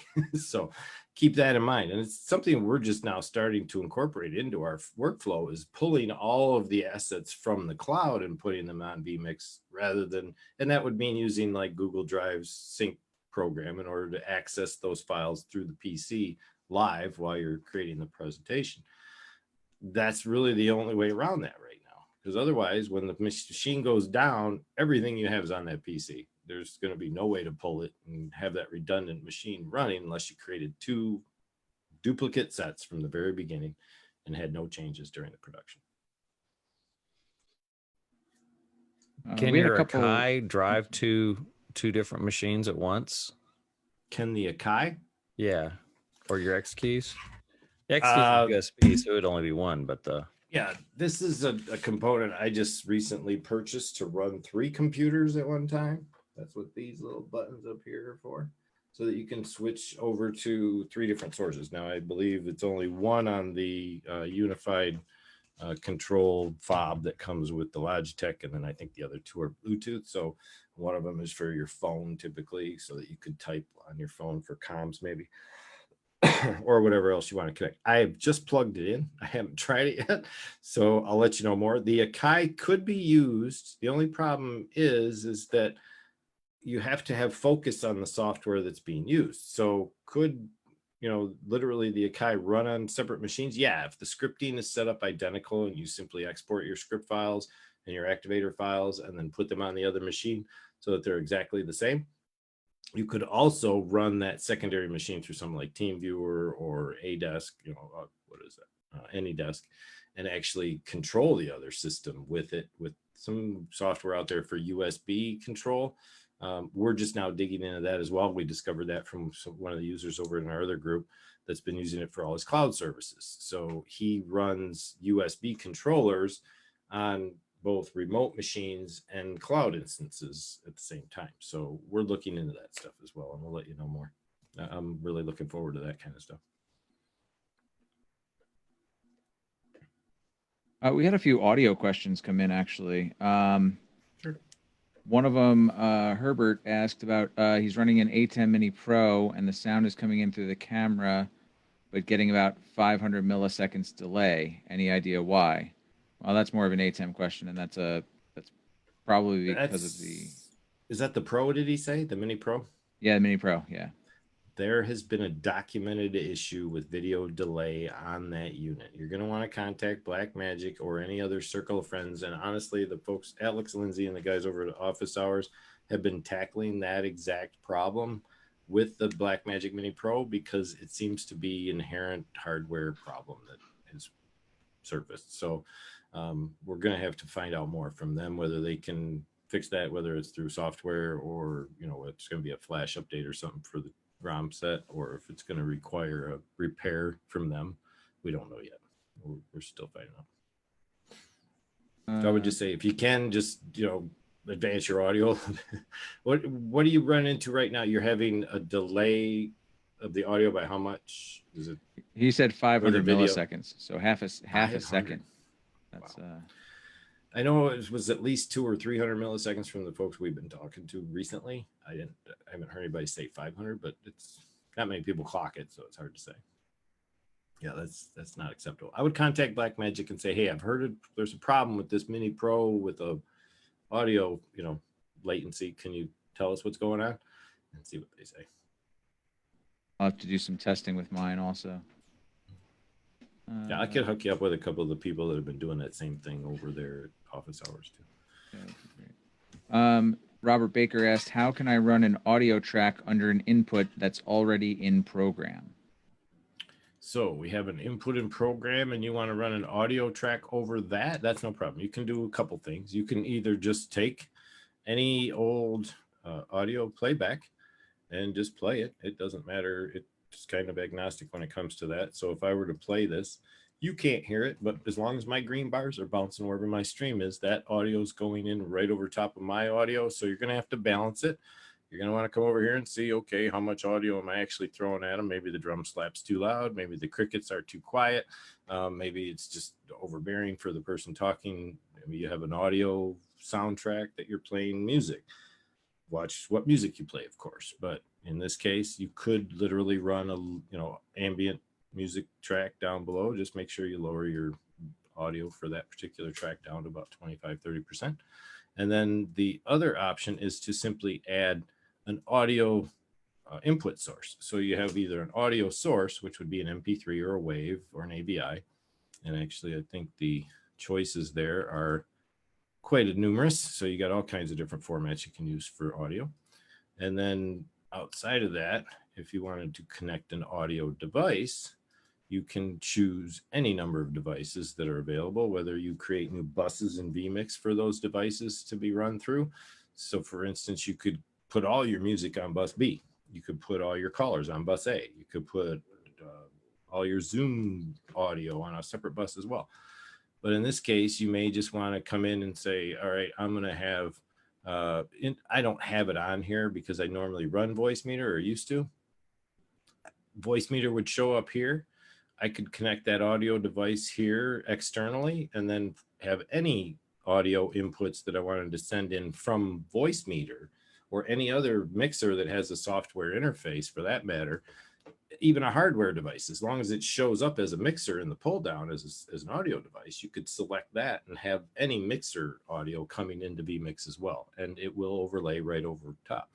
And again, that's where the AB channels come in handy, because you can segregate that audio. Always know that whatever you're pushing is typically going to the master channel, but you can turn off that master channel at any time and have this stuff playing and know that it's there and test it and hear it and then send it to the main mix when you're ready.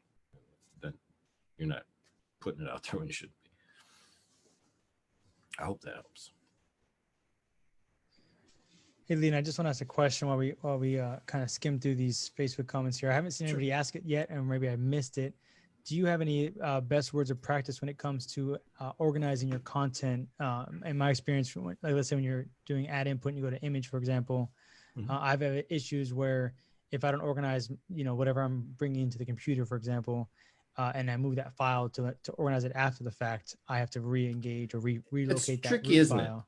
It's tricky doing this too. When you're, say you get built up. Now, a couple things that come in handy is this, okay?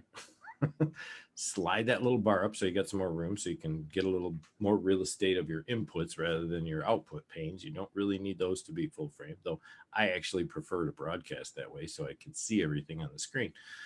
As I mentioned earlier, get those collars up front, because if you are going to be using a collar control surface, that's going to probably be your main source of where those inputs are going to want to be located, is those first 8 slots. You got collar 1 through 8.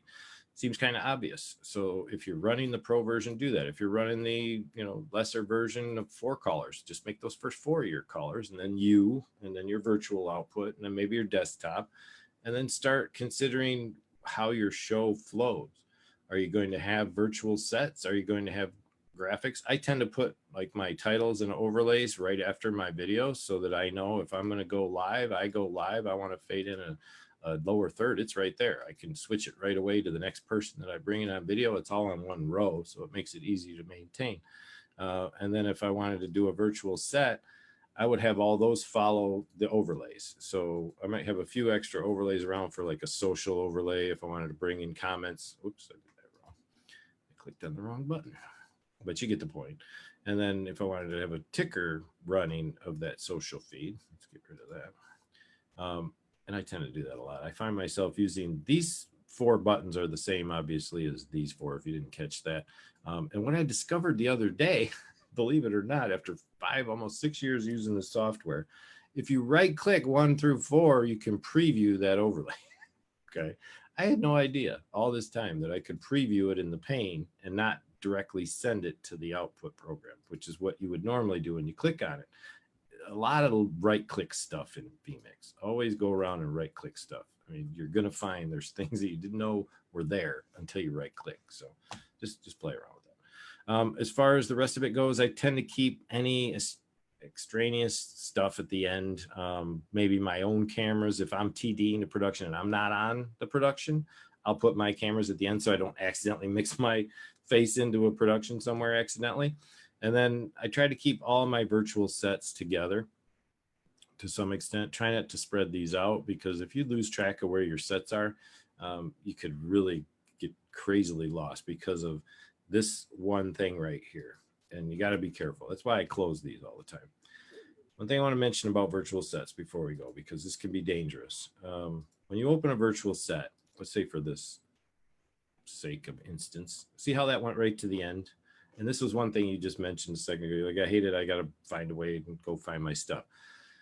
I just create a projects directory. I number my projects like 1 dash and then whatever the name of the project is. I stack them based on order of importance. That's what that 1 hyphen is for, to just keep it at the top of my list.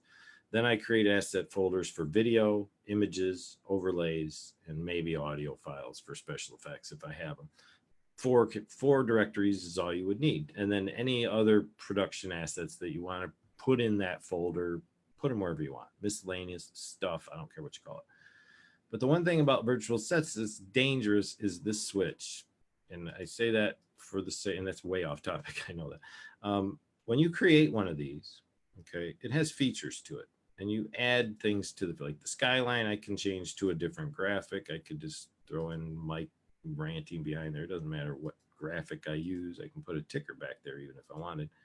But in this case, I've just got the mic. Mid-ground, not so worried about. That's the blue area on the screen. Screen one obviously is up in the corner. So if I wanted to do a desktop share in that or a caller in that, I could bring in a caller, in the corner. Well, let's use the other camera. Bring in a caller in that window. And if I had my green screen on, obviously, which we didn't cover today, sadly, I would bring in maybe that same call, but then I would just be overlaid on that. The thing I want to mention here is one thing of importance. When you're in setup mode, this stuff's free floating. Okay, you reach over here for anything at all and accidentally click with your mouse, you're moving stuff. Okay, if you're in set, and you won't even see it happen. If you're clicking around, all of a sudden this window is at setup and you went oops and accidentally drug this, there goes your whole set. It's blown. And the next time you click on it, it's going to look like shit. So make sure that you're set in camera mode on each of these virtual sets. And the way that camera mode works is you have a fast, medium, slow, fade, or I should say zoom, or a cut. These are specified by millisecond or seconds, I guess you'd say. So it's a 1 second, 2 second, or 4 second, or 0 second. This is the main view. You have 4 others. You want to leave the first one your main view, right click on the second one. Let's make this a 2, twice as big, and we're just going to zoom in on one of them. Let's see. I don't like this particular 2 up to do this on, so let's go a different one. That's why I don't do it with that one. Let's use this one as an example. So here I have the main frame, and I set it up for cuts. I have John, I have caller 3, and caller 4. So it's an instant way to switch cameras on a single set to several different callers at one time. I can do the same thing I can't do it on a 6-person. I can do it up to 4, obviously. I can't do a 6 because I don't have 6 frames here. But at least this way I can do either like I said, the fast-paced zoom, which would mean I'm going to zoom in over here, I'm going to zoom in over here, or I'm going to do a slow zoom over here like this, etc., and back out. So it gives you a little bit of kind of cool camera control over a set while you're playing around. But definitely really quick, I just want to address. We're about 30 minutes out from end. Okay. If you have any questions, guys, get them in. If we didn't touch on a question that you might ask, re-ask the question. We've been trying to keep up with the Facebook chat going on. So get your questions in, any questions you have, so we can get them answered for you.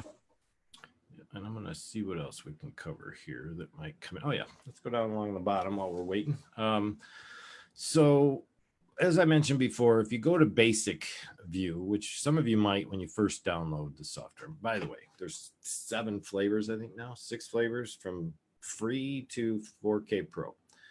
The free version is always just that. No matter what happens, you download it, 60-day free trial of the Pro, $1,200 version of VMix. Play with it all you want for 60 days. That was actually 90 during the first COVID part of the crisis there. Once it's over its demo, it breaks down to a simple free service, but you lose a lot of features and you also lose some resolution. It kicks down to like 576p, which is in between standard def of 480 and standard HD, which is 720, not full HD, which is 1080. You won't have that feature available. You'll only have one overlay and you won't have any callers. So there's a lot of things that you lose, but there's the fact that you have this huge suite of software that's still free that you can play with and learn and get to know. So don't lose that opportunity. Once you have get to going reinstall? No, you just have to get a license code. Okay. And for those of you who are interested at all in VMix, I'm a licensed reseller, so you can always come to me and let me know what you need. I can sometimes discount software on a regular for some people, but not that often. So it really depends on where we're at there. That the margin on sales on VMix is so minor. I very rarely look to sell it. I just tell people to go get it and download it and pay VMix because it's much easier to deal with than waiting for you to get off your demo and then get you the code, because sometimes I can get codes in an instant, but it's just one of those things. I prefer to just let people play it out. I was going somewhere with that. I hate it when I do that. Where was I? Oh yeah, the bottom row.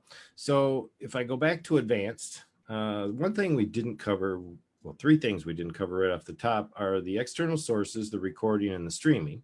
So obviously the external sources, we mentioned there are 4. Excuse me, that just means there's 4 output methods to VMix. The first one is going to, and this is something you have to really see. The first one is for record, stream, and external. Okay. Now these sources here, these are multi-view sources. That's the full screen button here so that you can see on another monitor what's going on in your program. That's all it's for. So you're going to use that output source 1 the most. Now 2 is the external source I'm using in Zoom as a convenient way to just focus one camera as an output source and still have access to all the other stuff within your program. These 2, outputs 3 and 4, are typically meant for NDI and callers only. And you can see here, there's no reference to record, stream, external or external 2 on these 2 sources.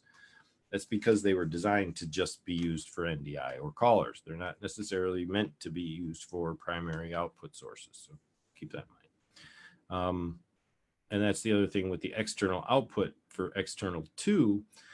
Really the best way to use this, the external one is set up to where you can determine its resolution and display settings based on 3 factors, whether you're using the display setting itself from the monitor, whether you're using the streaming settings that you established here in the stream setup, or whether you're using the VMix video default settings that were established when you created the presentation, the program itself. And that's like here when you set up the display, your 1920 1080. So in that, what we highly recommend, now you can have an external renderer using external 1. So if you have a kilo view that's, well, not a kilo view, but any kind of encoder that'll encode 264 and shoot it out for you, or whatever format you want to send it out in, then you could attach an external renderer, and then you simply select that device, what port it's on, what type of video you're sending, what other audio device you want to connect, and how the audio channels are going to be handled. External 2 is typically what I would do is use this for all software and not use an external renderer, and then do external 2 and set up an external renderer on that. Typically a Blackmagic mini capture card or something like that, an Aja capture card would be great. And that allows you much more control over that external 2 device. Then you can send it to other places as well. But you can also control the resolutions here and maybe just go with the encoder settings. So if you turn off all of these, you can change these manually. Otherwise, these are going to be default settings. And that's about that. And then the other, of course, is the streaming settings, multi-cording settings, and playlist settings. And we're not even touching on VMix Social probably today, but we'll try. The streaming, pretty straightforward. VMix multi-streams automatically up to 3 sources at a time, which is a beautiful thing if you don't have Restream or Caster.io. Basically, the defaults are none on these 2 sources, and then you can create sources of any type. You simply add a source, you name it. So let's just call this a test source. Oops. We're going to go ahead and create that test, whether it's a custom RTMP server or any of the available API connections that you could use here as well. These are basically just defaults, not necessarily APIs. But if it has an API, it will ask you to sign in, and you can go ahead and sign in. Couple things to consider. Periscope has to be fired live manually. All right. You cannot get a broadcast out to Twitter, let's say, without, oh, I guess they got a new bug fix. All right. Anyway, under producer, you have to create a source to stream to on Periscope. And when you do so, you can kind of tell it what you want it to do. You're going to get your streaming keys, obviously, and you can name it for whatever you want. But what used to be, and maybe it's not, let's just double check since we've got it here. I'm going to go ahead and in that streaming setup, I'm going to make it a custom rather than do it this way. Now, maybe I will. I'm going to do it this way. I'm going to make a manual one as well. Let's see the difference. So I'm going to add the URL. So you can see on one end, I've got a API connection to Periscope. And on the other end, I'm going to use just a custom RTMP feed. So if I head back over here to producer, get my key. Pop that in here as well. Save that. And then I'm going to turn off the stream and just run the one. Oh, I guess I can't. All right. I'm going to just set this one up. I just kind of wanted to go with 2. There's 2. So I'm going to start the stream on 2. You'll see it go yellow, orange, red. Red's not a bad thing when you're starting a stream. It's actually a good thing. And you should start to see the preview come in. Now, as you can see, unless you hit this go live button on Twitter, and obviously I'm getting a weird source there. I'm not sure what it's sending it right now. There it goes. So a little delayed, but I would have to go live from here in order for it to actually start broadcasting on Periscope. So if I want to do it any other way, oops, wrong window. And in this case, I can just keep it running, and I could go ahead and start another one if I wanted to, but the API is going to run the same way. The difference here is to know that that's the only one you'll have to manually fire. If you go to Facebook, a little different story. Facebook Producer is a new thing. Obviously, most of you are learning, just like a lot of us started to. This is originally built by VidPresso, the team that was picked up and acquired by Facebook back a couple of years ago. I was actually their community manager for a while. So I was privy to a lot of the stuff that was going on before this live producer thing actually went public. And in this case, as you know, it's quite a different interface than what it used to be to go live on Facebook. So the one thing I wanted to mention about VMix and the virtual cameras is there's 2 ways to go live. You can use your camera. If you are, what you're probably going to find when you first come in, it's going to say camera permission denied. And you're not going to find anything to select for a media source. Just retry. Once you retry that, you can come down here and you'll see, look at that. All the video cameras are suddenly there out of the blue. It's just a little bug in Facebook. So in most cases, you're going to use your VMix virtual video or your VMix virtual external 2, whichever one you want to use. And once it's in and you've set your sound source, you've got a little preview down here. You guys can't see very well. There's the little preview, but if I scroll up, here's the big preview. And obviously, look at that. Hardly any lag at all. So I'm live, ready to go live on Facebook through an RTM. This is not through an RTMP feed, sorry. This is through a virtual camera feed being delivered into the Facebook interface API. If I go the other route, which is to use a stream key, there will be a significant delay. It won't be that much, up to 15 to 30 seconds tops normally. I highly recommend you use a persistent stream key because on Facebook, if you don't, you're going to have to add a new stream key every time you go to stream. If you make it a persistent stream key, all you got to do is save this in a text file. It'll always be the same. Backup stream is another option. It's a switch over redundancy that's available to them if the stream fails on one of the servers. It's not like you can just switch over to the backup stream whenever you want. And once you create it, it's locked in.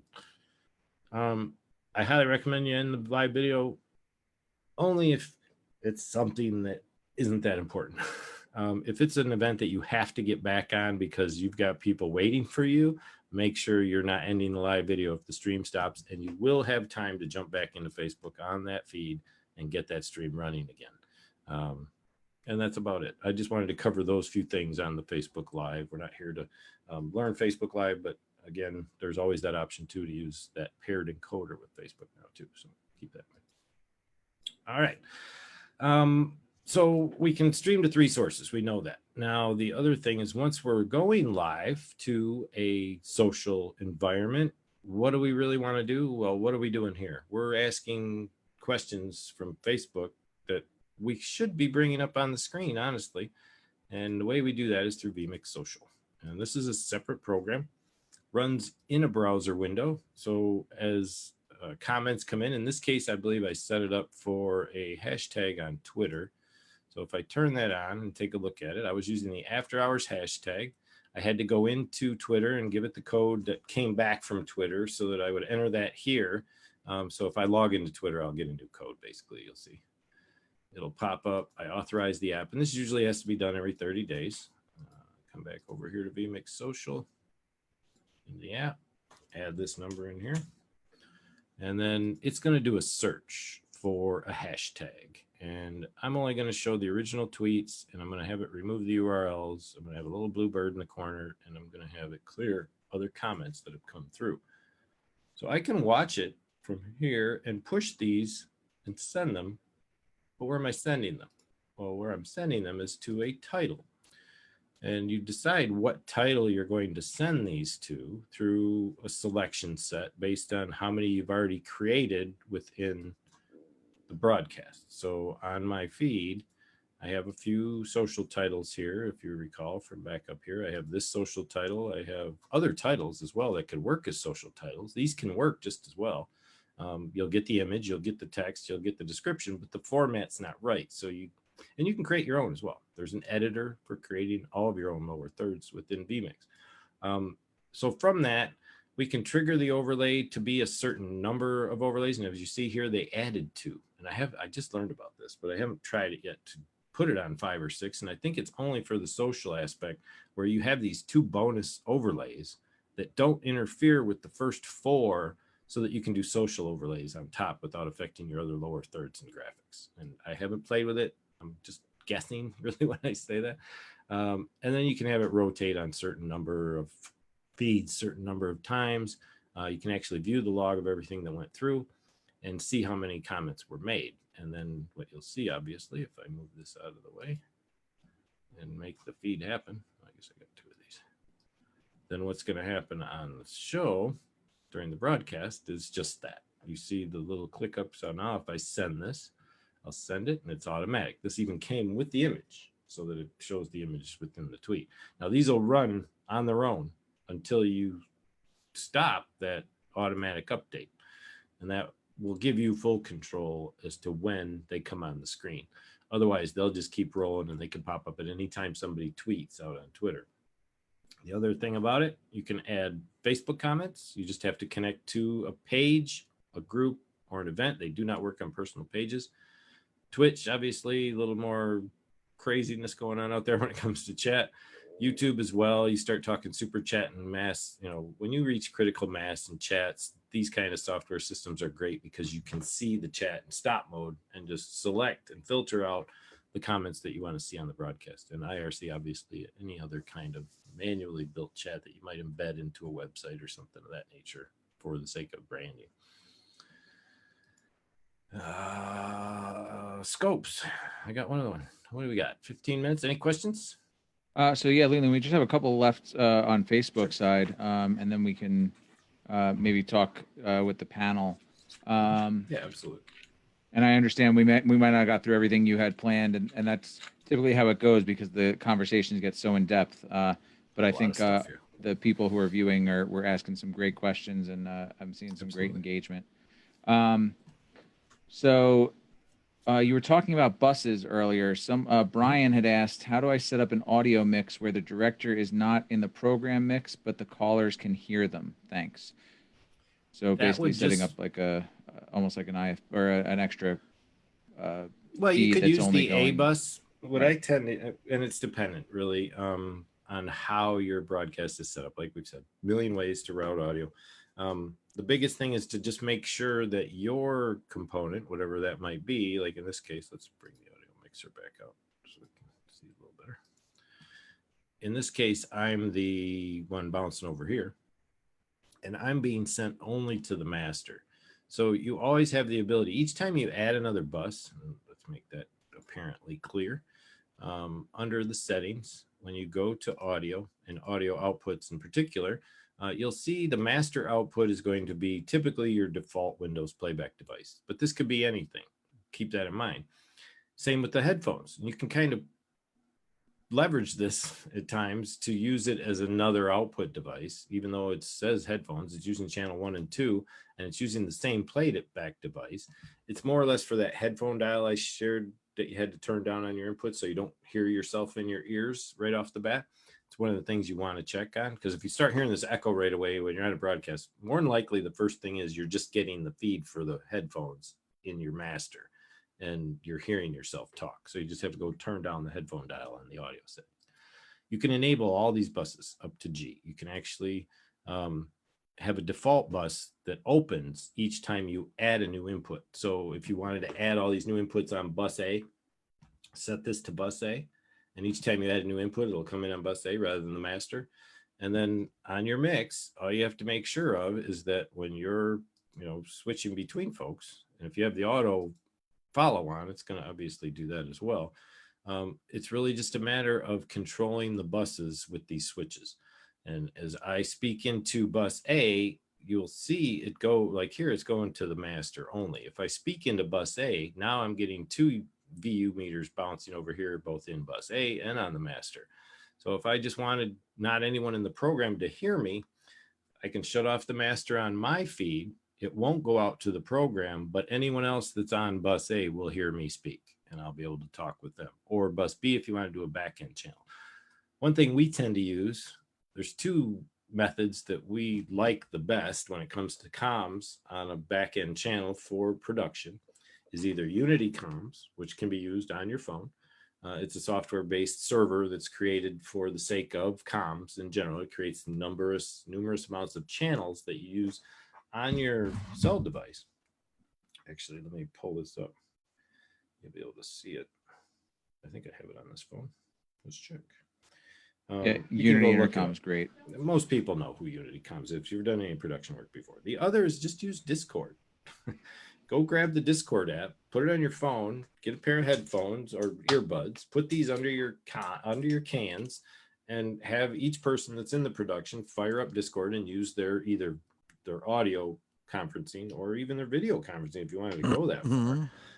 The other thing we've used for monitor feeds is other WebRTC platforms that are free, like Lifesize is one, for instance, Google Meet, MS Teams, there's ProfiConf, there's all kinds of WebRTC based platforms out there that I send an external virtual feed to, both video and maybe audio through NDI, to that system, and then have people go log into it. And they can sit there and comm with you on that as well. So it's all about routing. It really is. However you can find a way to route your audio without creating an acoustic loopback is the way to go. That's all I can say. Great. We only have like 2 more questions. Cool. Dante integration possible? And have you tried the GPI tally hardware already? I have not. And Dante incorporation should be very possible. That's a standalone type interface, hardware and software based. I've played with Dante Via, and I've also played with their virtual sound card.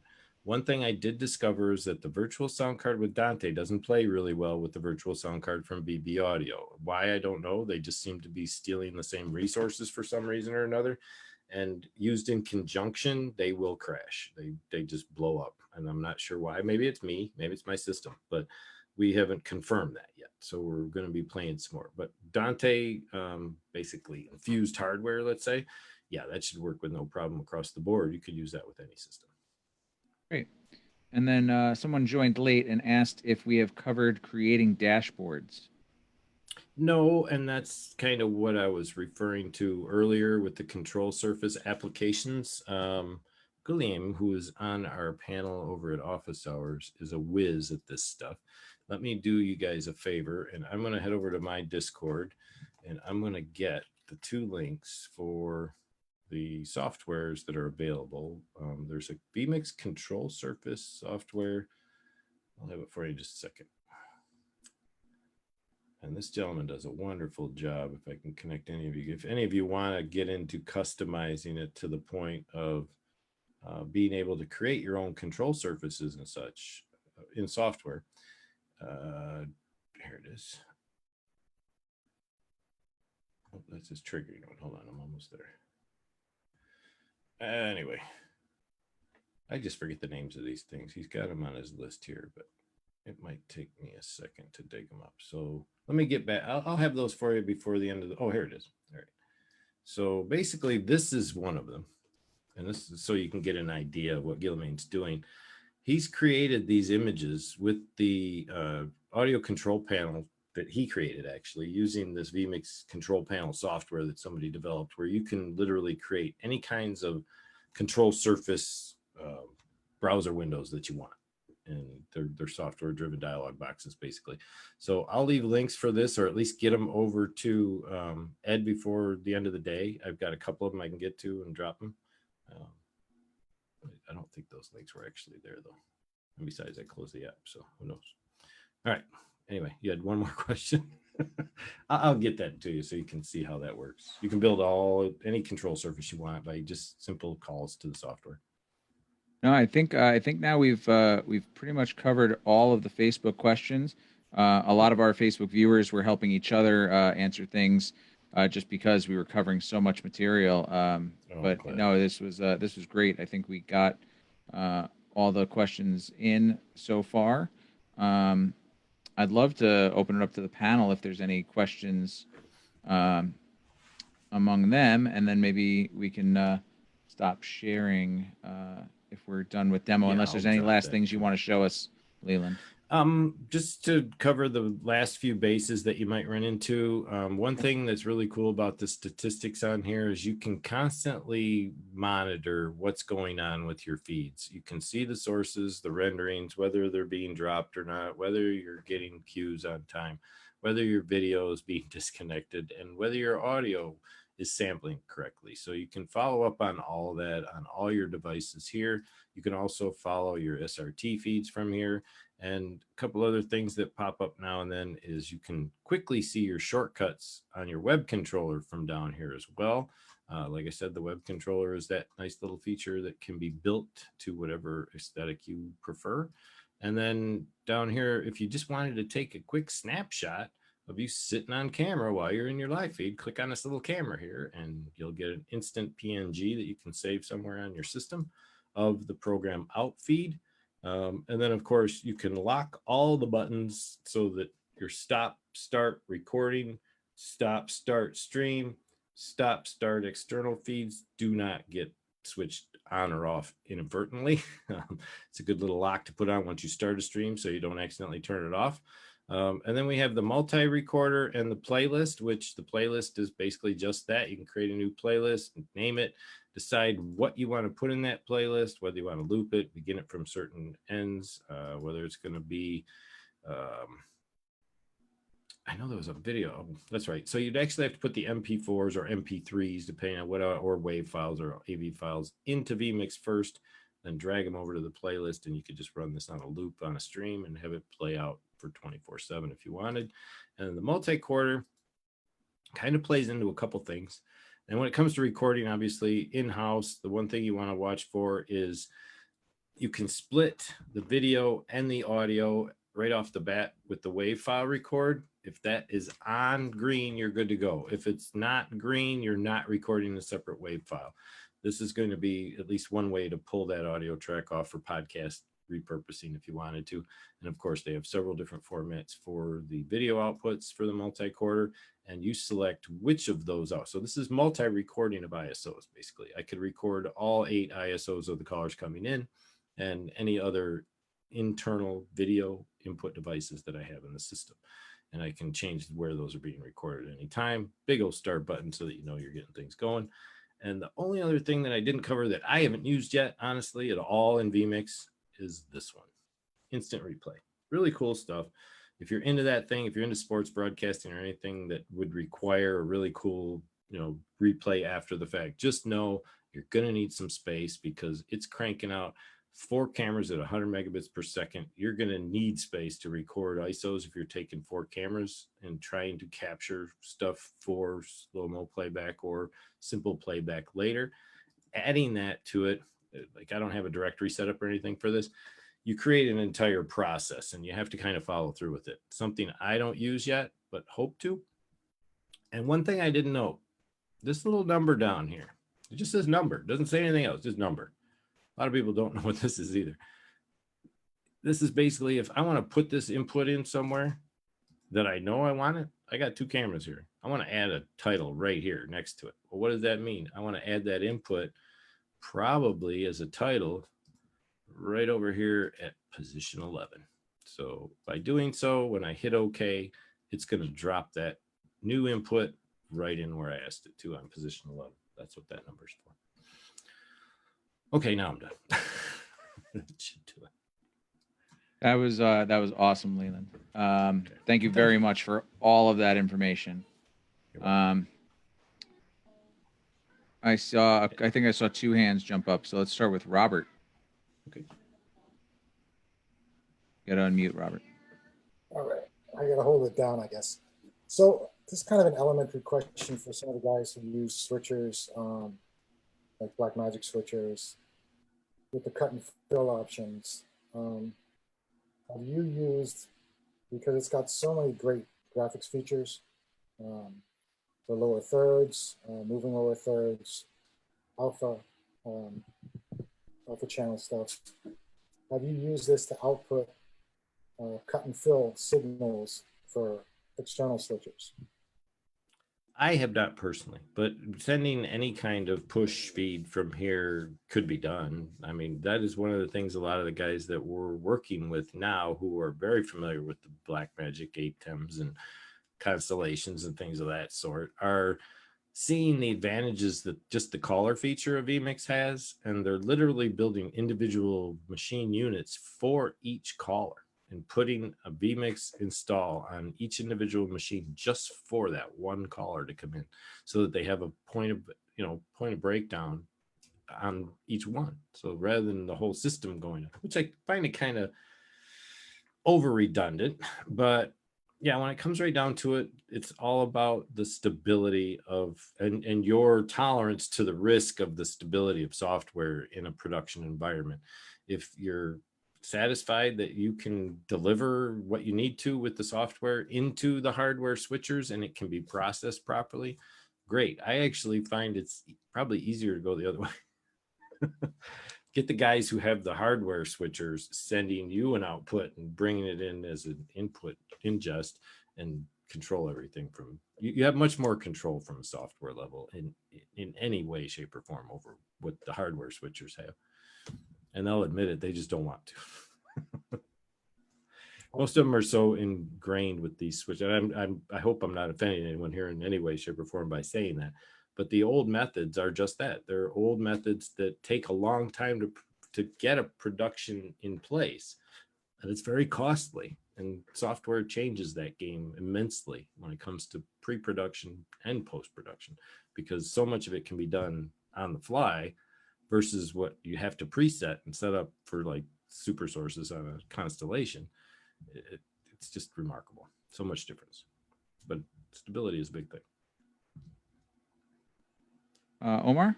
Yeah. Hey, Leland, I just want to, I try to, when we get close to the end time here, I just want to go over some of the things that people are saying about you in the comments in particular. And I'm going to do this a little bit backwards here, but Brian, Joel Torres, this was very useful. Thanks. Guy Cochran, great job, Leland. Thank you for sharing your knowledge. Thanks to Emil Leland from David Killigan. Robert Schumacher, thank you very much. Great presentation. Will Austin, thanks all. Great presentation. And this just keeps going on and on and on here. Thanks, and everyone. I appreciate that. Oh, that's great. I appreciate the reference there. Adam, you had something? And sorry, Leland, would you mind stopping your share real quick? Oh, I'm sorry. Yeah, let's do that. Get that out of the way. I think we're done with all that software. Okay, cool. I see Dave. Dave, if you want to. Yeah, Leland, what would you feel comfortable running on that machine alongside VMix? Is that a general purpose machine where you do everything on email and everything, or do you have dedicated This that one is hardware. I'm building a dedicated machine right now for Talent Pros Live, which will be handling most of the Zoom structure that we're building into our broadcasts. And that's VMix has two methodologies behind broadcasting with Zoom components. One is a single unit and the other is a dual unit, where you're actually piping the one feed out of a box next to another and bringing it in and letting it control all the screen scraping and all of the NDI work. The other is really just there to send the signal. So this machine I've been using and upgrading since it was a 3-core AMD box. And I started on XSplit. I moved to Wirecast 6. And then after I saw VMix, I said, no way, I'm never going anywhere else. The stability alone on any machine that VMix has over most other software switchers is incredible. And it sucks that it's on PC only, obviously, but there's something to be said about that. They programmed it in a certain way to make it stable, to make sure it ran right. And I feel very comfortable doing any production on a hybrid box, just as much as I would on a solo box. But I highly recommend just get a stripped down machine with nothing but Windows, VMix, and your audio and video softwares for maybe editing and such, and just call it a day and leave it at that. Jason.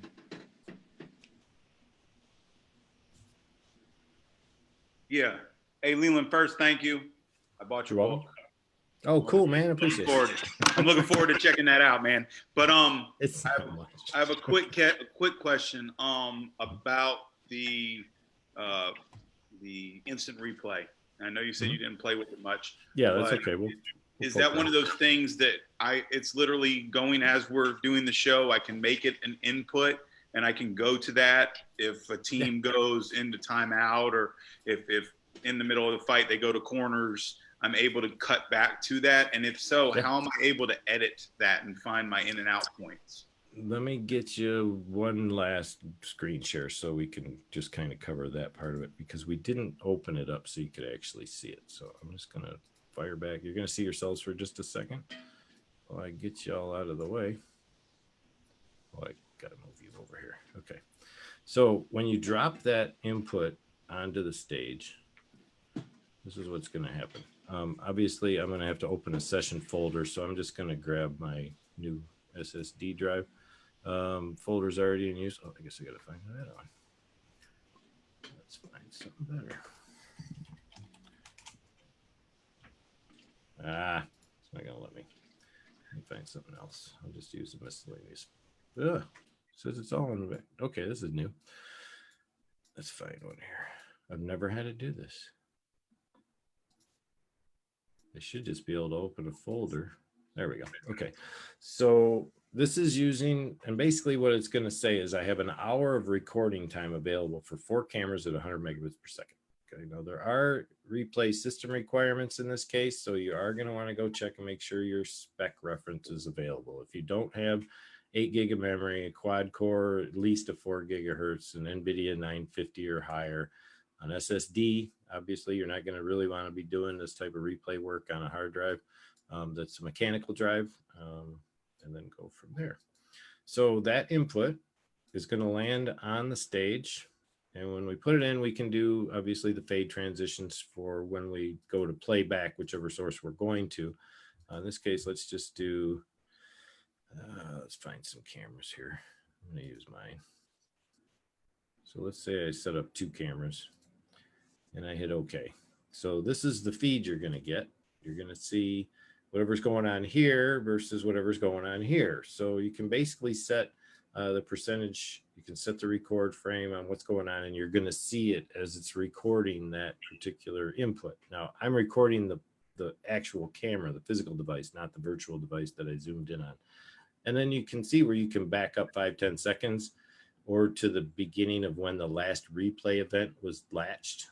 So basically you can come back here, and I think you can set, where'd that go?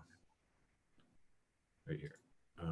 So here you can have your pre-roll in seconds, your post-roll in seconds, your music for the background of the replay, and any tags that you want to import in from Dropbox per se. And then you've got this option, which is to show the live sources in replay A and B when you're in live mode. So that's what you see down below there. And I can click on that, but you can see the difference. You know, you're not getting the lag, obviously. Right. And then if I want to go back to the replay, okay, if I can do this right. And this is where I'll probably blow it because I won't remember how to get it on screen. There's a way to do this. I just see if I can slow it down. Do you hear that? Oh, you guys can't hear that. This is the actual audio speed or the speed of the video. So I can slow it down from 100% down to whatever percentage I want for the replay.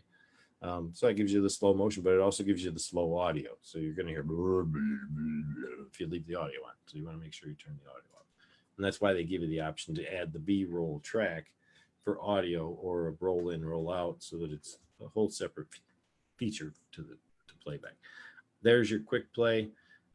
It's going to put it in, but again, I have not played with this enough to know. There it goes. So there's the replay. You just simply hit this button. It's going to generate back to where it was at. I wasn't really recording anything at enough of speed, and it's playing back at way slow. So now it's playing back at 70% speed, 100% speed, but you can see what happened there. Then it went right back to the live after the replay was finished. So it's all dependent on where you mark it. So you either mark the last 10 seconds as a new replay event. And then once you do that, you're going to see that, okay, well, that was the last 10 seconds. What's my replay? Boom, there's my replay. Got it? Yeah. Yeah, I appreciate that. That's better than the new tech. Yeah, and it is really because you have the slow-mo. You don't have slow-mo in the new. All right, I'm going to jump in here because we can probably go all night long on this. Look, the very great questions, and everybody's getting involved in it, and that's awesome.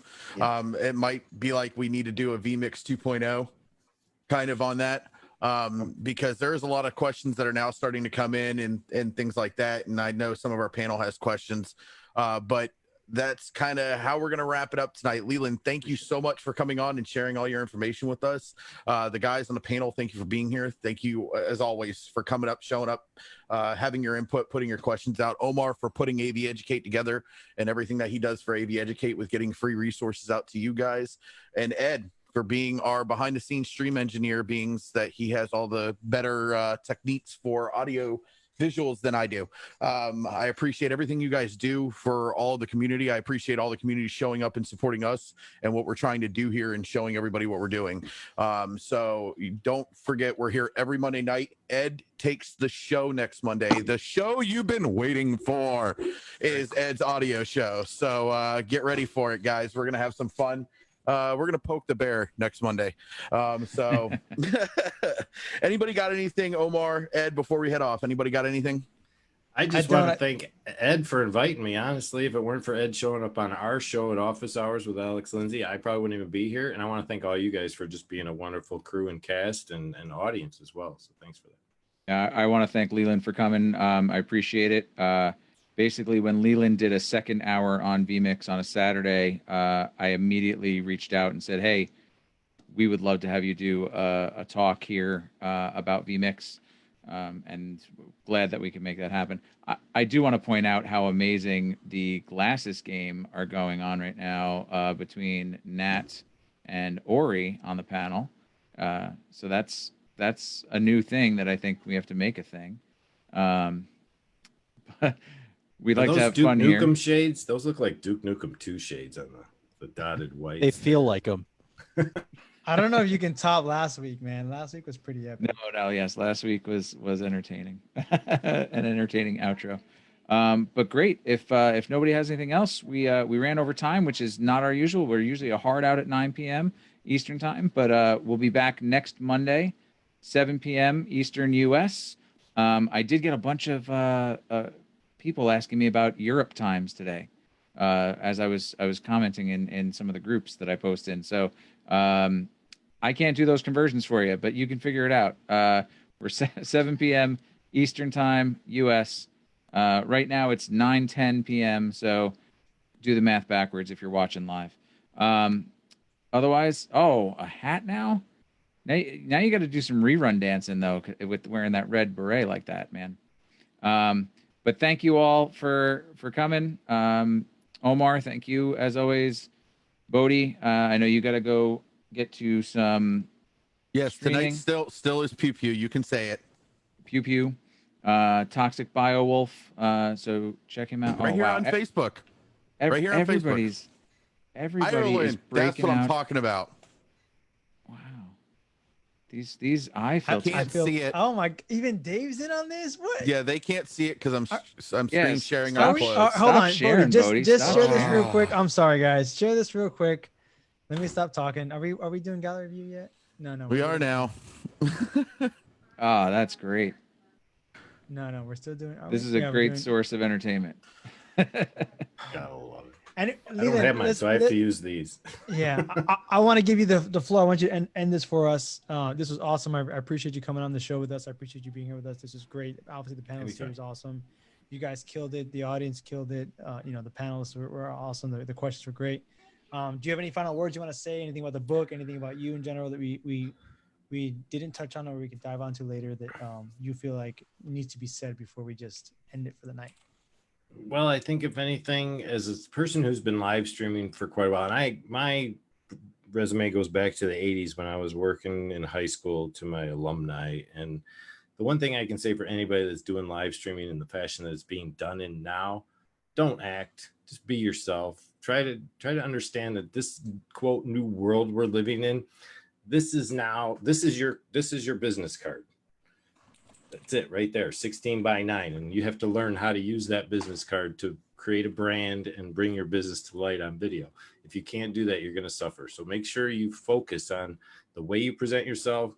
Know that the less you deliver that, hey, I got something for you, I'm ready to sell right here, the better off you'll be. Just come out here and talk like you normally do to your friends and your other constituents. Don't try to make a big production out of it unless you're getting paid. 100%. And with that, Ed, let's kill the stream. Let's get offline. You and me still got another 2 hours of post to do on this right now with a recap for everything else. So thank you, Facebook community. Thanks for being here. Thanks, Bodie. Thanks, Chris. Thanks, panelists. Absolutely. Adam, Justin, Andres, Dave, Ori, Ed, as you hear, Robert, Nate, and Leland, especially thank you for being here so much, guys. And Facebook community, thank you for joining us. See you next Monday at 7 o'clock. Peace out. Later.